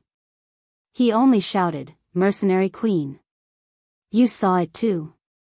Our common enemy here is those wild beasts in the mountains. If you also want the things in this cave, I can give you half of them. How about it?" When the Yin-Yang master heard this, he turned his head to look at the internationally wanted criminal, Poison Fong. His voice was low and he spoke in a foreign language. "Give her half? Master, you don't understand. This ghost organization is really difficult to deal with. We don't have to be enemies with them at this time." Poison Fong knew how powerful Hellion Vivian was. At this point, he wouldn't go head-on with the other party. The Yin-Yang master sneered.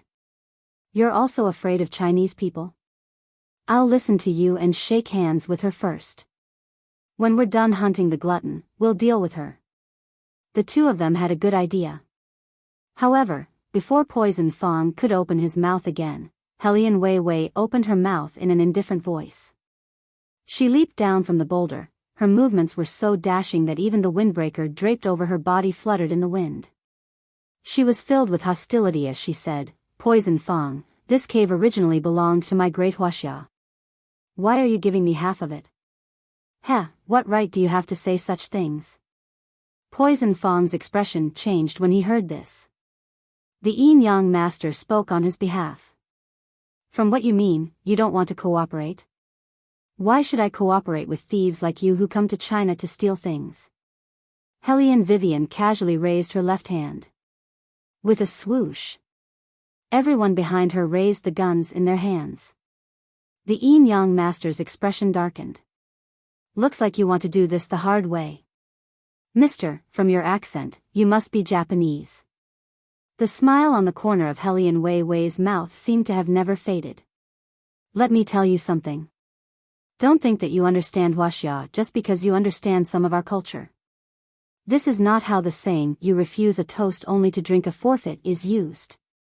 Yin Yang masters had always been known as masters. No one had ever been so arrogant before, and the other party was even a Chinese dog. There was no need for him to tolerate her. Poison Fong. The Onmyoji's eyes were sinister. "You continue hunting the Heaven Devourer. I will deal with this woman." Poison Fong understood that he was going to do something. Since that was the case, he had nothing to worry about. When the two organizations met, it was a fight to begin with. However, Ghost's reputation in the underworld was too great, and he was afraid that it would be difficult to deal with her.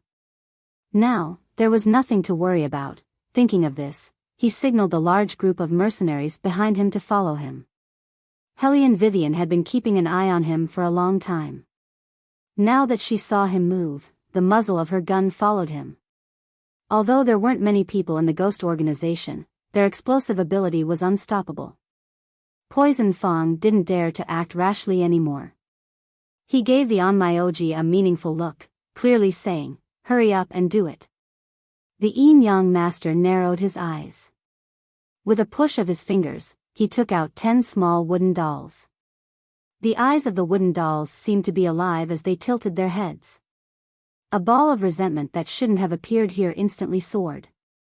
Once there was resentment at the intersection of the three realms, those who were supposed to reincarnate would be affected and come after hearing the news. In other words, this Onmyoji wanted to control the night of 100 ghosts. Once the ghosts had their own consciousness and were corroded by resentment, they wouldn't be controlled by the Onmyoji. In addition, this place was filled with demons. Using this spell in this place would definitely cause an unprecedented impact. Originally, a few Onmyoji in suits were walking in front with the dead spirits. Who would have thought that they would collectively go crazy? Not only did they break free from their chains, but some of them even became extremely ferocious and rushed to the same place. Not only the ghosts, but even the wild beasts and animals in the forest were affected and began to become irritable. It could be said that at the intersection of the three realms, the aura of chaos had always been victorious. Now, the Onmyoji's method would only stimulate those simple creatures. Only they could be used by him. He didn't care what the result would be. After all, this wasn't Japan, but Huaxia. After receiving the news, the judge in the underworld hurriedly ran to their highness office. Your highness, it's not good. What's more pessimistic than my wife ignoring me in this world?" The little king of hell had now grown into the big king of hell. His face was very handsome, but his eyes were filled with viciousness and bloodthirstiness that made people flinch. He supported the side of his face with one hand. His hair, which was as smooth as the night, was scattered around his body. The straight school uniform on his body made him feel out of place just by sitting there. After all, he was still stepping on a three-headed hellhound, and the surroundings were dark and scary. He was the only one who chuckled evilly. "Infernal judge, why don't you tell me about it? Your highness. Can you stop thinking about your wife? There's a reason why you were locked up by the king of hell. Tell me, why did you learn to go to high school like a human? It's not completely unreasonable for you to be caught by the king of hell. There's someone causing trouble in the underworld. When the little king of hell heard this, he smiled. His attitude was very enthusiastic. Is that guy Shangxia here? Just nice, let him take all of you idiots away. At the same time, help me sign an autograph. Although I don't understand what's so good about that guy, my wife seems to like watching the movies he acts in. No, it's not young Master Shangxia. When the judge said this, his heart ached. Why is it that after thousands of years, their little highness's character of siding with outsiders hasn't changed at all? The little king of hell tapped the side of his face with his slender fingers. He was already in the appearance of a teenager. If it's not Shangxia, who is it? It's a young master. The judge finally finished reporting the matter. After confirming that the young master's surname wasn't Pei, and it wasn't Hellion Vivian. The little king of hell laughed bloodthirstily. Do you think that I'm a place that you can casually enter? Judge. Yes. Go and get the key to the Xianbing iron chain in my hand. I'm going to destroy him. Yes. No, that's not right. The judge turned around and looked at his little master. Your Highness, are you really going to destroy him? Are you not using this opportunity to return to the human world? The king of hell's son glanced at him and said, trust me more, okay? Little master, you have too many bad records. Count yourself how many times you've lied to me. How do you want me to trust you? The judge lowered his head and muttered, you have to promise me that you'll teach that young master a lesson once you leave the underworld. The little king of hell crossed his long legs and said casually, I promise. After teaching him a lesson, he'll look for his wife. What's there to be conflicted about?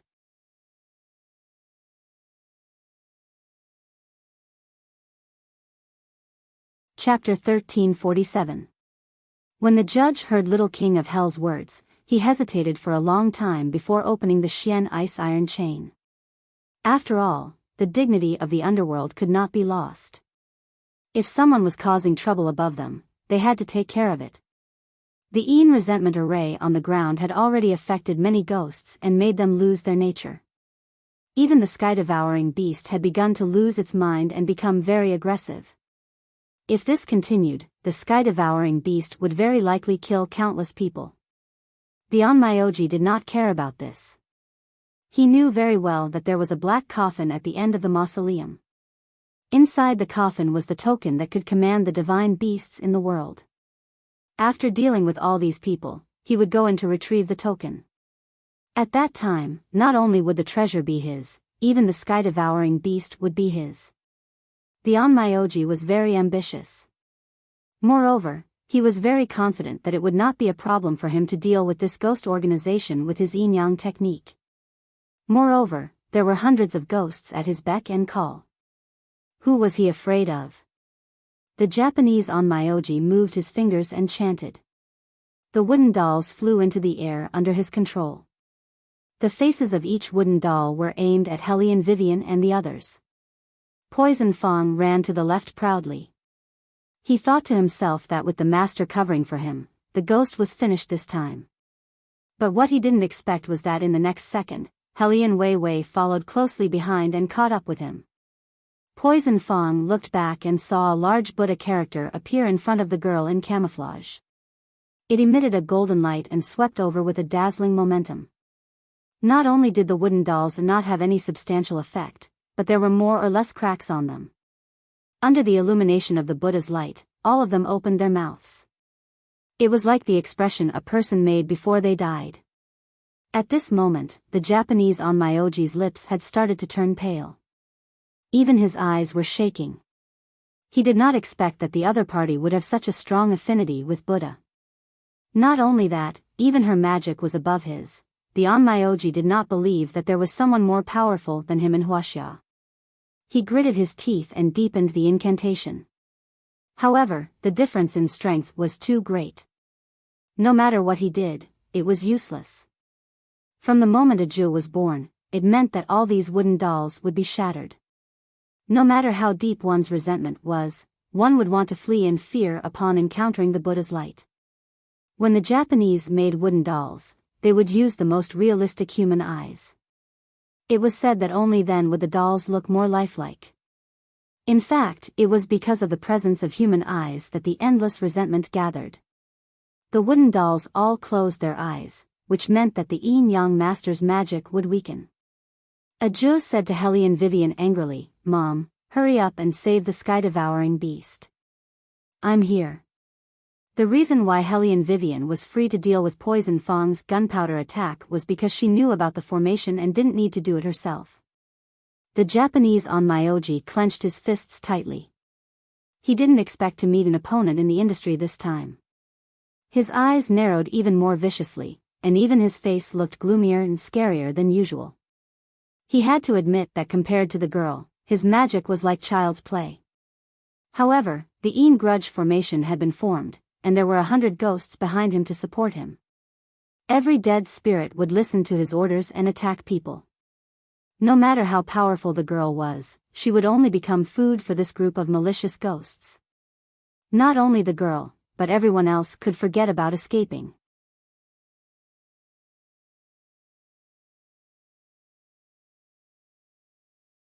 Chapter 1348.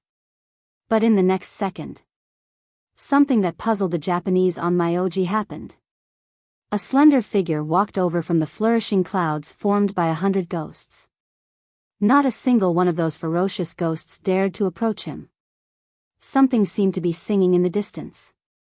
If one listened carefully, they would realize that it was a chant that would only appear when high-level demons appeared. Mermaids never opened their mouths easily. The moment they opened their mouths, it was a heart-wrenching beauty. Some people said that the singing of mermaids was inauspicious and represented death, so very few people heard it. But those people didn't know why the singing of mermaids represented death. It was because they were using the god of songs to welcome the king of the demon world. The mermaids swimming on the other side of the river raised their heads and looked above the 3 realms. Black feathers slowly fell, and the blood-red datura bloomed with the most beautiful prosperity. Compared to the ghosts around them, that figure was tall and clean and seemed out of place. He was wearing black gloves on his hands, and he looked noble and cold. Just by walking over, some of the dead souls couldn't stand the temperature and turned into pools of black water. "You, who are you?" The Japanese Onmyoji's voice began to tremble, and his eyes shook violently.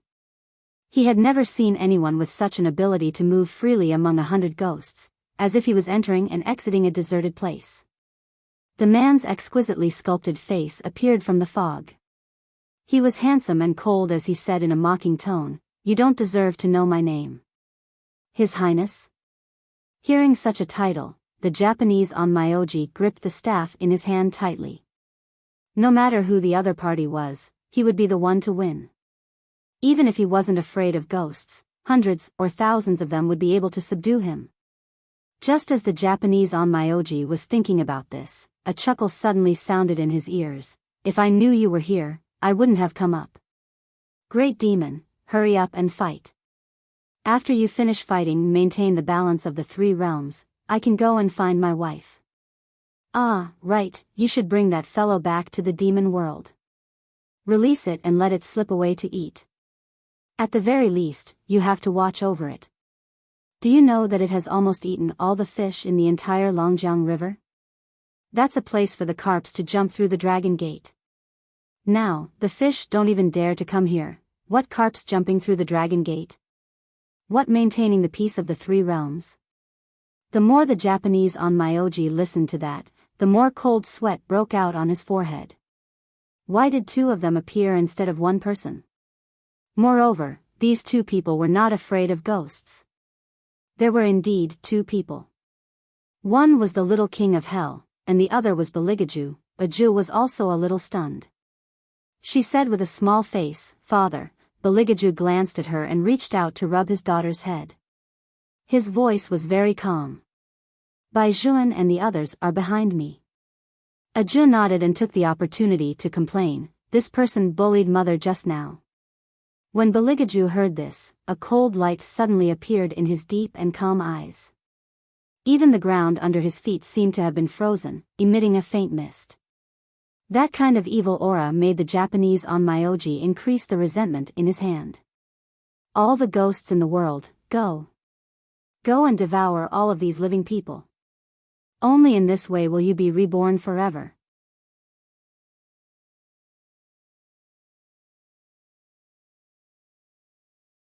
Chapter 1349. As the incantation fell, almost all the evil spirits on the ground were wailing. The Japanese onmyoji stood in the wind. Half of his face had been assimilated by the ghosts, and his eyes were filled with pride. He wanted to see how these people could resist him when the night of 100 ghosts descended. Those ghosts were all in the clouds, forming a huge black vortex. Each of them stretched out their arms as if they had just crawled out of hell. The sky completely darkened because of the appearance of the ghosts. Even Poison Fong and the others were affected by this Een energy. When they fired, they became even more fierce. Hellion Vivian waved her left hand, and countless Buddha's light spots covered the bodies of her brothers. That was to avoid the resentment. The most worrisome one was Tunshin. She didn't stop at all. She stepped on the leaves and jumped onto the shoulder of the berserk Tunshin. An ominous wind swept through the entire land. The Japanese onmyoji moved the wooden doll and pointed it at the man standing not far away from him. No matter who that person was, he could go to hell. However, at that moment, there was a walla sound. Countless black feathers rose from the ground. The clouds behind the man seemed to gradually change color. It was as if something was surging behind him. At the beginning, the Japanese onmyoji didn't see what it was clearly. When he saw the great demons surging in the sky, he took a step back. What exactly was that? Before the Japanese onmyoji could regain his senses, in the eastern sky, a red azure dragon appeared. It rolled its dragon tail and hid behind the man. It wasn't just the azure dragon. In a ball of fire, the Chilan divine beast appeared out of thin air and sat on the right side of the man. Its outstretched claws could almost start a prairie fire. The Japanese onmyoji wasn't an ordinary person. He knew very well what the two divine beasts represented. But, who could have such an ability? To make the two divine beasts appear at the same time. And, to be so respectful to that person. The Japanese onmyoji suddenly recalled the information he had read about this tomb. The records had mentioned that the owner of the coffin had extraordinary abilities. Some people said that he was a demon, while others said that he was a god. However, until now, no one had actually verified it. He only knew that no matter how big the world was, no matter if it was gods or devils, only this person could command the masses of devils and possess the green dragon Chilan. Could it be that he was? How was that possible? A few thousand years had already passed. Shouldn't that person have died a long time ago? The Japanese onmyoji's fingers trembled at the thought of this. He wanted to hold on to his attack. However, what he did not expect was that the evil spirits that swarmed over all knelt on the ground as the man walked over. It was as if they were welcoming their king, trembling in fear and trepidation. The man was still smiling, and the curve of his mouth looked incomparably noble. The whistling north wind fluttered the black cape on his body. As he walked, his pitch-black eyes gradually turned blood-red. That was the sign of a demon. His hands were still wearing black gloves. His suit was well ironed, but countless datura flowers bloomed under his feet. He stepped down in midair, as if this was not the human world, but the demon world. In the primal chaos, ghosts and devils alike, the appearance of this aura caused them to submit to it like never before. Their king had finally returned.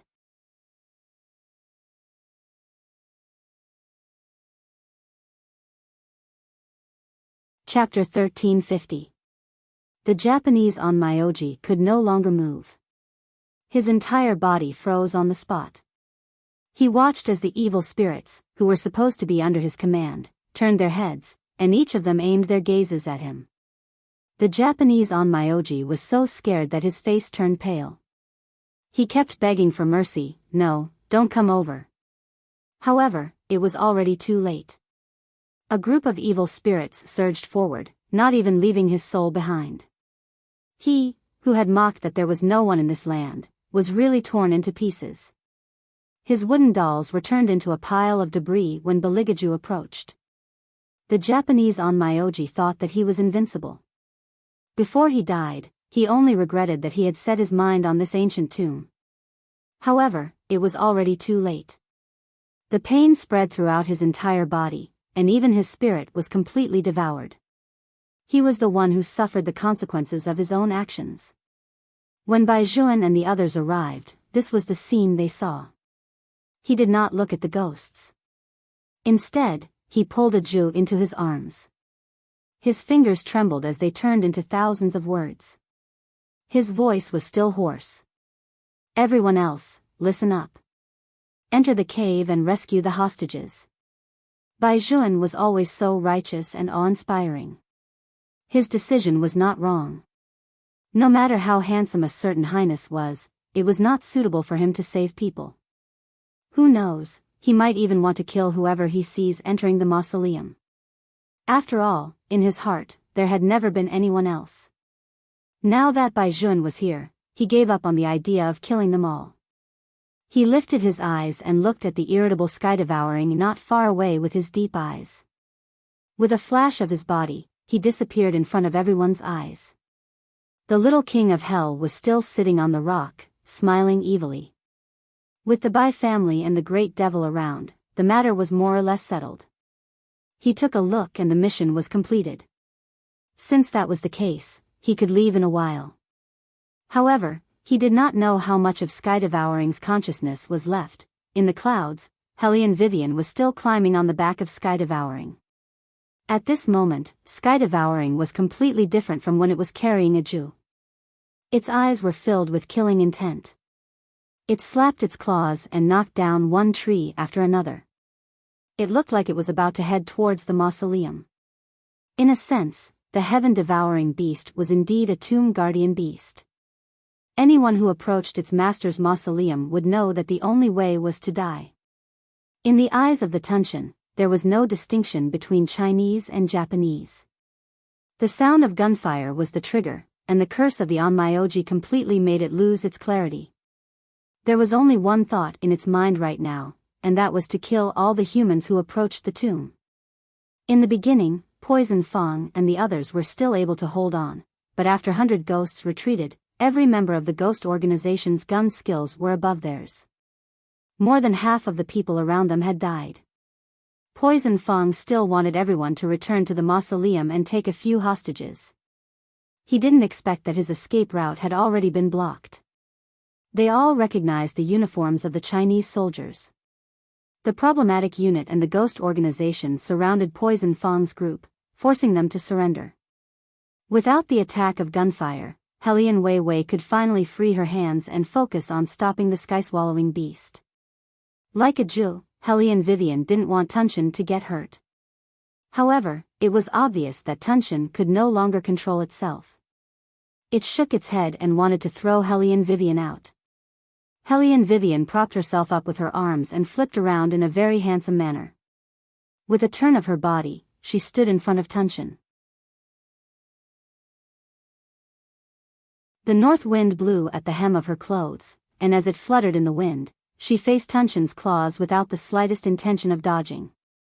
Her eyes were as clear as a spring, and her voice was not loud, but every word was heard clearly.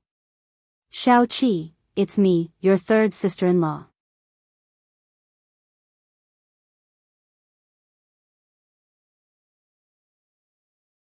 Chapter 1351. The sky-devouring beast tilted its head, and the figure of the person in front of it was reflected in its scarlet eyes. She was wearing a pure black windbreaker, extremely short leather pants, and knee-high military boots. Her long chestnut hair was blown recklessly by the wind. This scene felt very familiar to him. It seemed that a long, long time ago, there was also such a person. She always liked to curl her thin lips and wear a long ancient dress, but she didn't have the delicate air of a girl at all. She tilted her beautiful face, squatted on the ground, and made grilled fish for him. She would grill it while grilling it. The sky-devouring beast subconsciously retracted its claws, and its huge head shook twice. It was dizzy and couldn't grasp the main point at all. He didn't remember what she grumbled about. But in the deepest part of his heart, he seemed to remember. That was when he was the happiest. At that time, the sky-devouring beast lowered its eyes and looked at its oversized claws. He clearly didn't look like this. Then what should he look like? Why was it blurred, little Seven? Behind her, a deep and graceful voice sounded casually. The fog retreated, leaving behind continuous black feathers. With the appearance of the man, it seemed that they could hear Sanskrit songs coming from all directions. He stood in the middle, dressed in a suit, and behind him were thousands of demons. He raised his right hand with a black glove and said in a casual tone, "Come to third brother." In an instant, the images that flew in were like clips, appearing one after another in the sky-devouring beast's mind. He was holding a wooden stick to protect the academy. He was running behind his third sister-in-law with a meat bun in his mouth. And the goldfish raised by Imperial Grandfather were more delicious than anywhere else. Every time his third sister-in-law saw him, she said, "Honestly, little Seven, don't you think your third brother is very shameless?" He took a bite of the grilled fish and nodded his head fiercely. Third brother has always been very shameless. If he was disobedient, he wouldn't let him eat meat. But there was one thing, he liked third brother's way of teaching. Third brother said that if he didn't like anyone, he would beat them up directly. In fact, he even recalled memories from an even more distant past. His master had fed him fish when he was still in his beast form. He was different from those people in Tiandao who wanted to hunt him down. He simply fed him. Later, his master fell from heaven and became a demon, and everything was reshuffled. Until now, master appeared in front of him again, or rather, master had always been there. It was just that he had lost his consciousness and memories.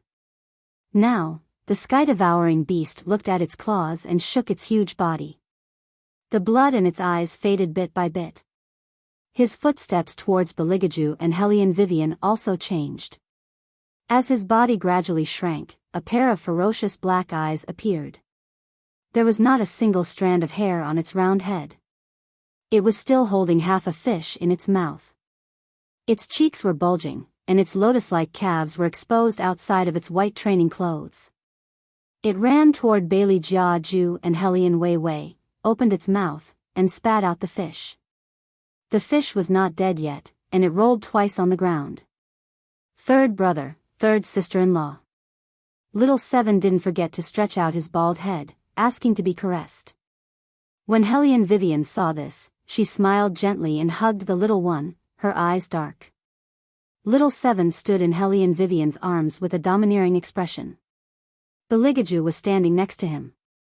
At this moment, it was as if they had returned to 1,000 years ago. Peach blossoms for 3,000 miles, never parting.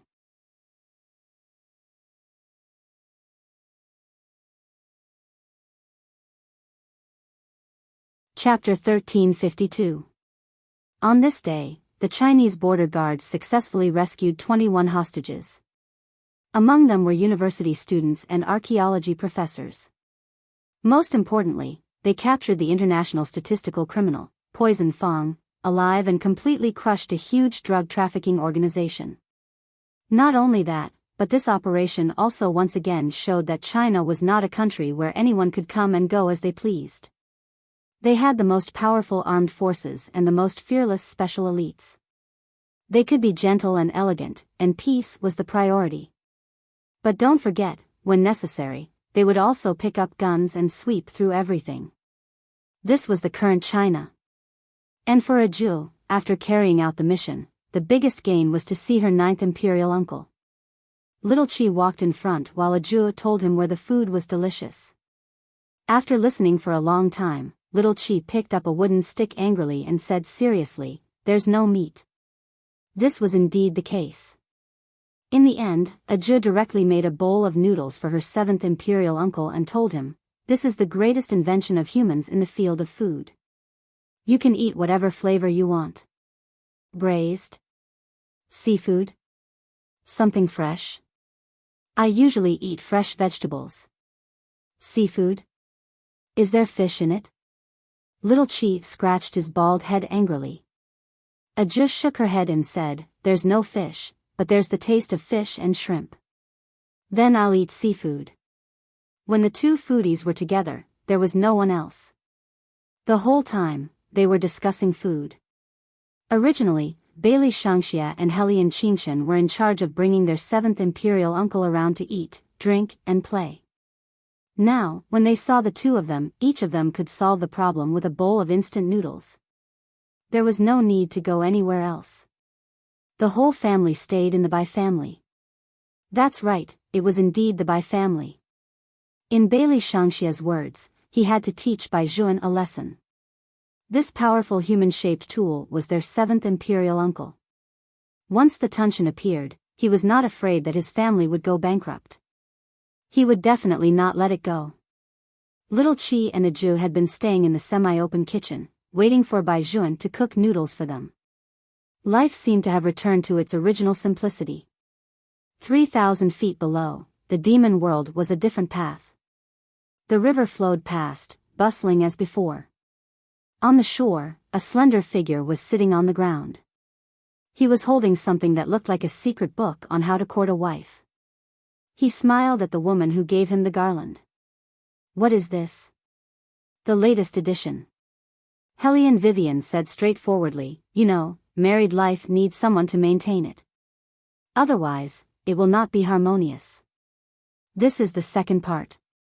I'm learning it now."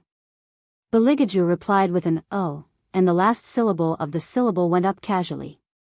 His black-gloved fingertips gently rubbed his thin lips, looking indescribably handsome and devilish. Then, he reached out and pinched Helian Vivian's chin, lifting it up. "Madam, I want to ask you, what do you think is not harmonious in our married life? Am I asking you for too little?" As soon as he finished speaking, before Helian Vivian could react, Beligaju leaned over and kissed her lips. The demon's voice lightly slid past her ears. Everything was just like when they first met. There was such a person that you clearly knew. He was cold-blooded, heartless, and black-bellied. But you couldn't help but fall deeply for him. Once you fell for him, you fell for him for 1,000 years. Because he was the kind of person who would do everything he could to walk over and hug you even if there was a huge crowd in front of him. Conclusion. I don't know if everyone has heard of a saying, but ghosts actually exist in the world. It's just that the 6 paths are different. You and I are mortal eyes, so we can't see them. If you just moved to a new house and found that the light bulb of the circuit security was always on and off, and that the TV would be turned on for no reason at night. If you often have nightmares and feel like there is a stone pressing down on your body when you sleep, you can't even move your fingers when you want to open your eyes. If your family or friends suddenly have a high fever and talk nonsense, eat with their hands, drink water without order, and can't find the cause of the illness at the hospital. Welcome to the hedonist Taba shop. The owner of this shop was very handsome. Her name was Helian Vivian. The end of the book, beauties who supported the new book, searched young emperor's favorite, the national school hunk is a girl. Those who didn't support, thank you for accompanying me through the hedonist concubine. The hedonist concubine started her novel in March 2015, and it's now November 2016. After 1.5 years, the story can finally end. Originally, I wanted to end it beautifully, but other than being a little rushed, it's still passable. There were too many unforeseen factors. I'll write about the hedonist concubine side story and drama on Young Emperor's Favorite, the national school hunk is a girl, from time to time, and it'll be on the public WeChat account as well. This way, even if someone reports my account, the Tieba will see it, so that everyone won't have any regrets. Finally, I'll leave a few words for the beauties who really like the hedonist concubine and didn't urge me to update or end. Don't be sad. The hedonist concubine has brought you happiness before. Who knows, I might start another evil book in the future, so be happy. If fate wills it, we'll meet again. Mwah, hug. Thank you for accompanying me through so much. You're tuning in to the Romantic Tales YouTube channel. Don't forget to subscribe and join us on this journey to catch the most captivating stories.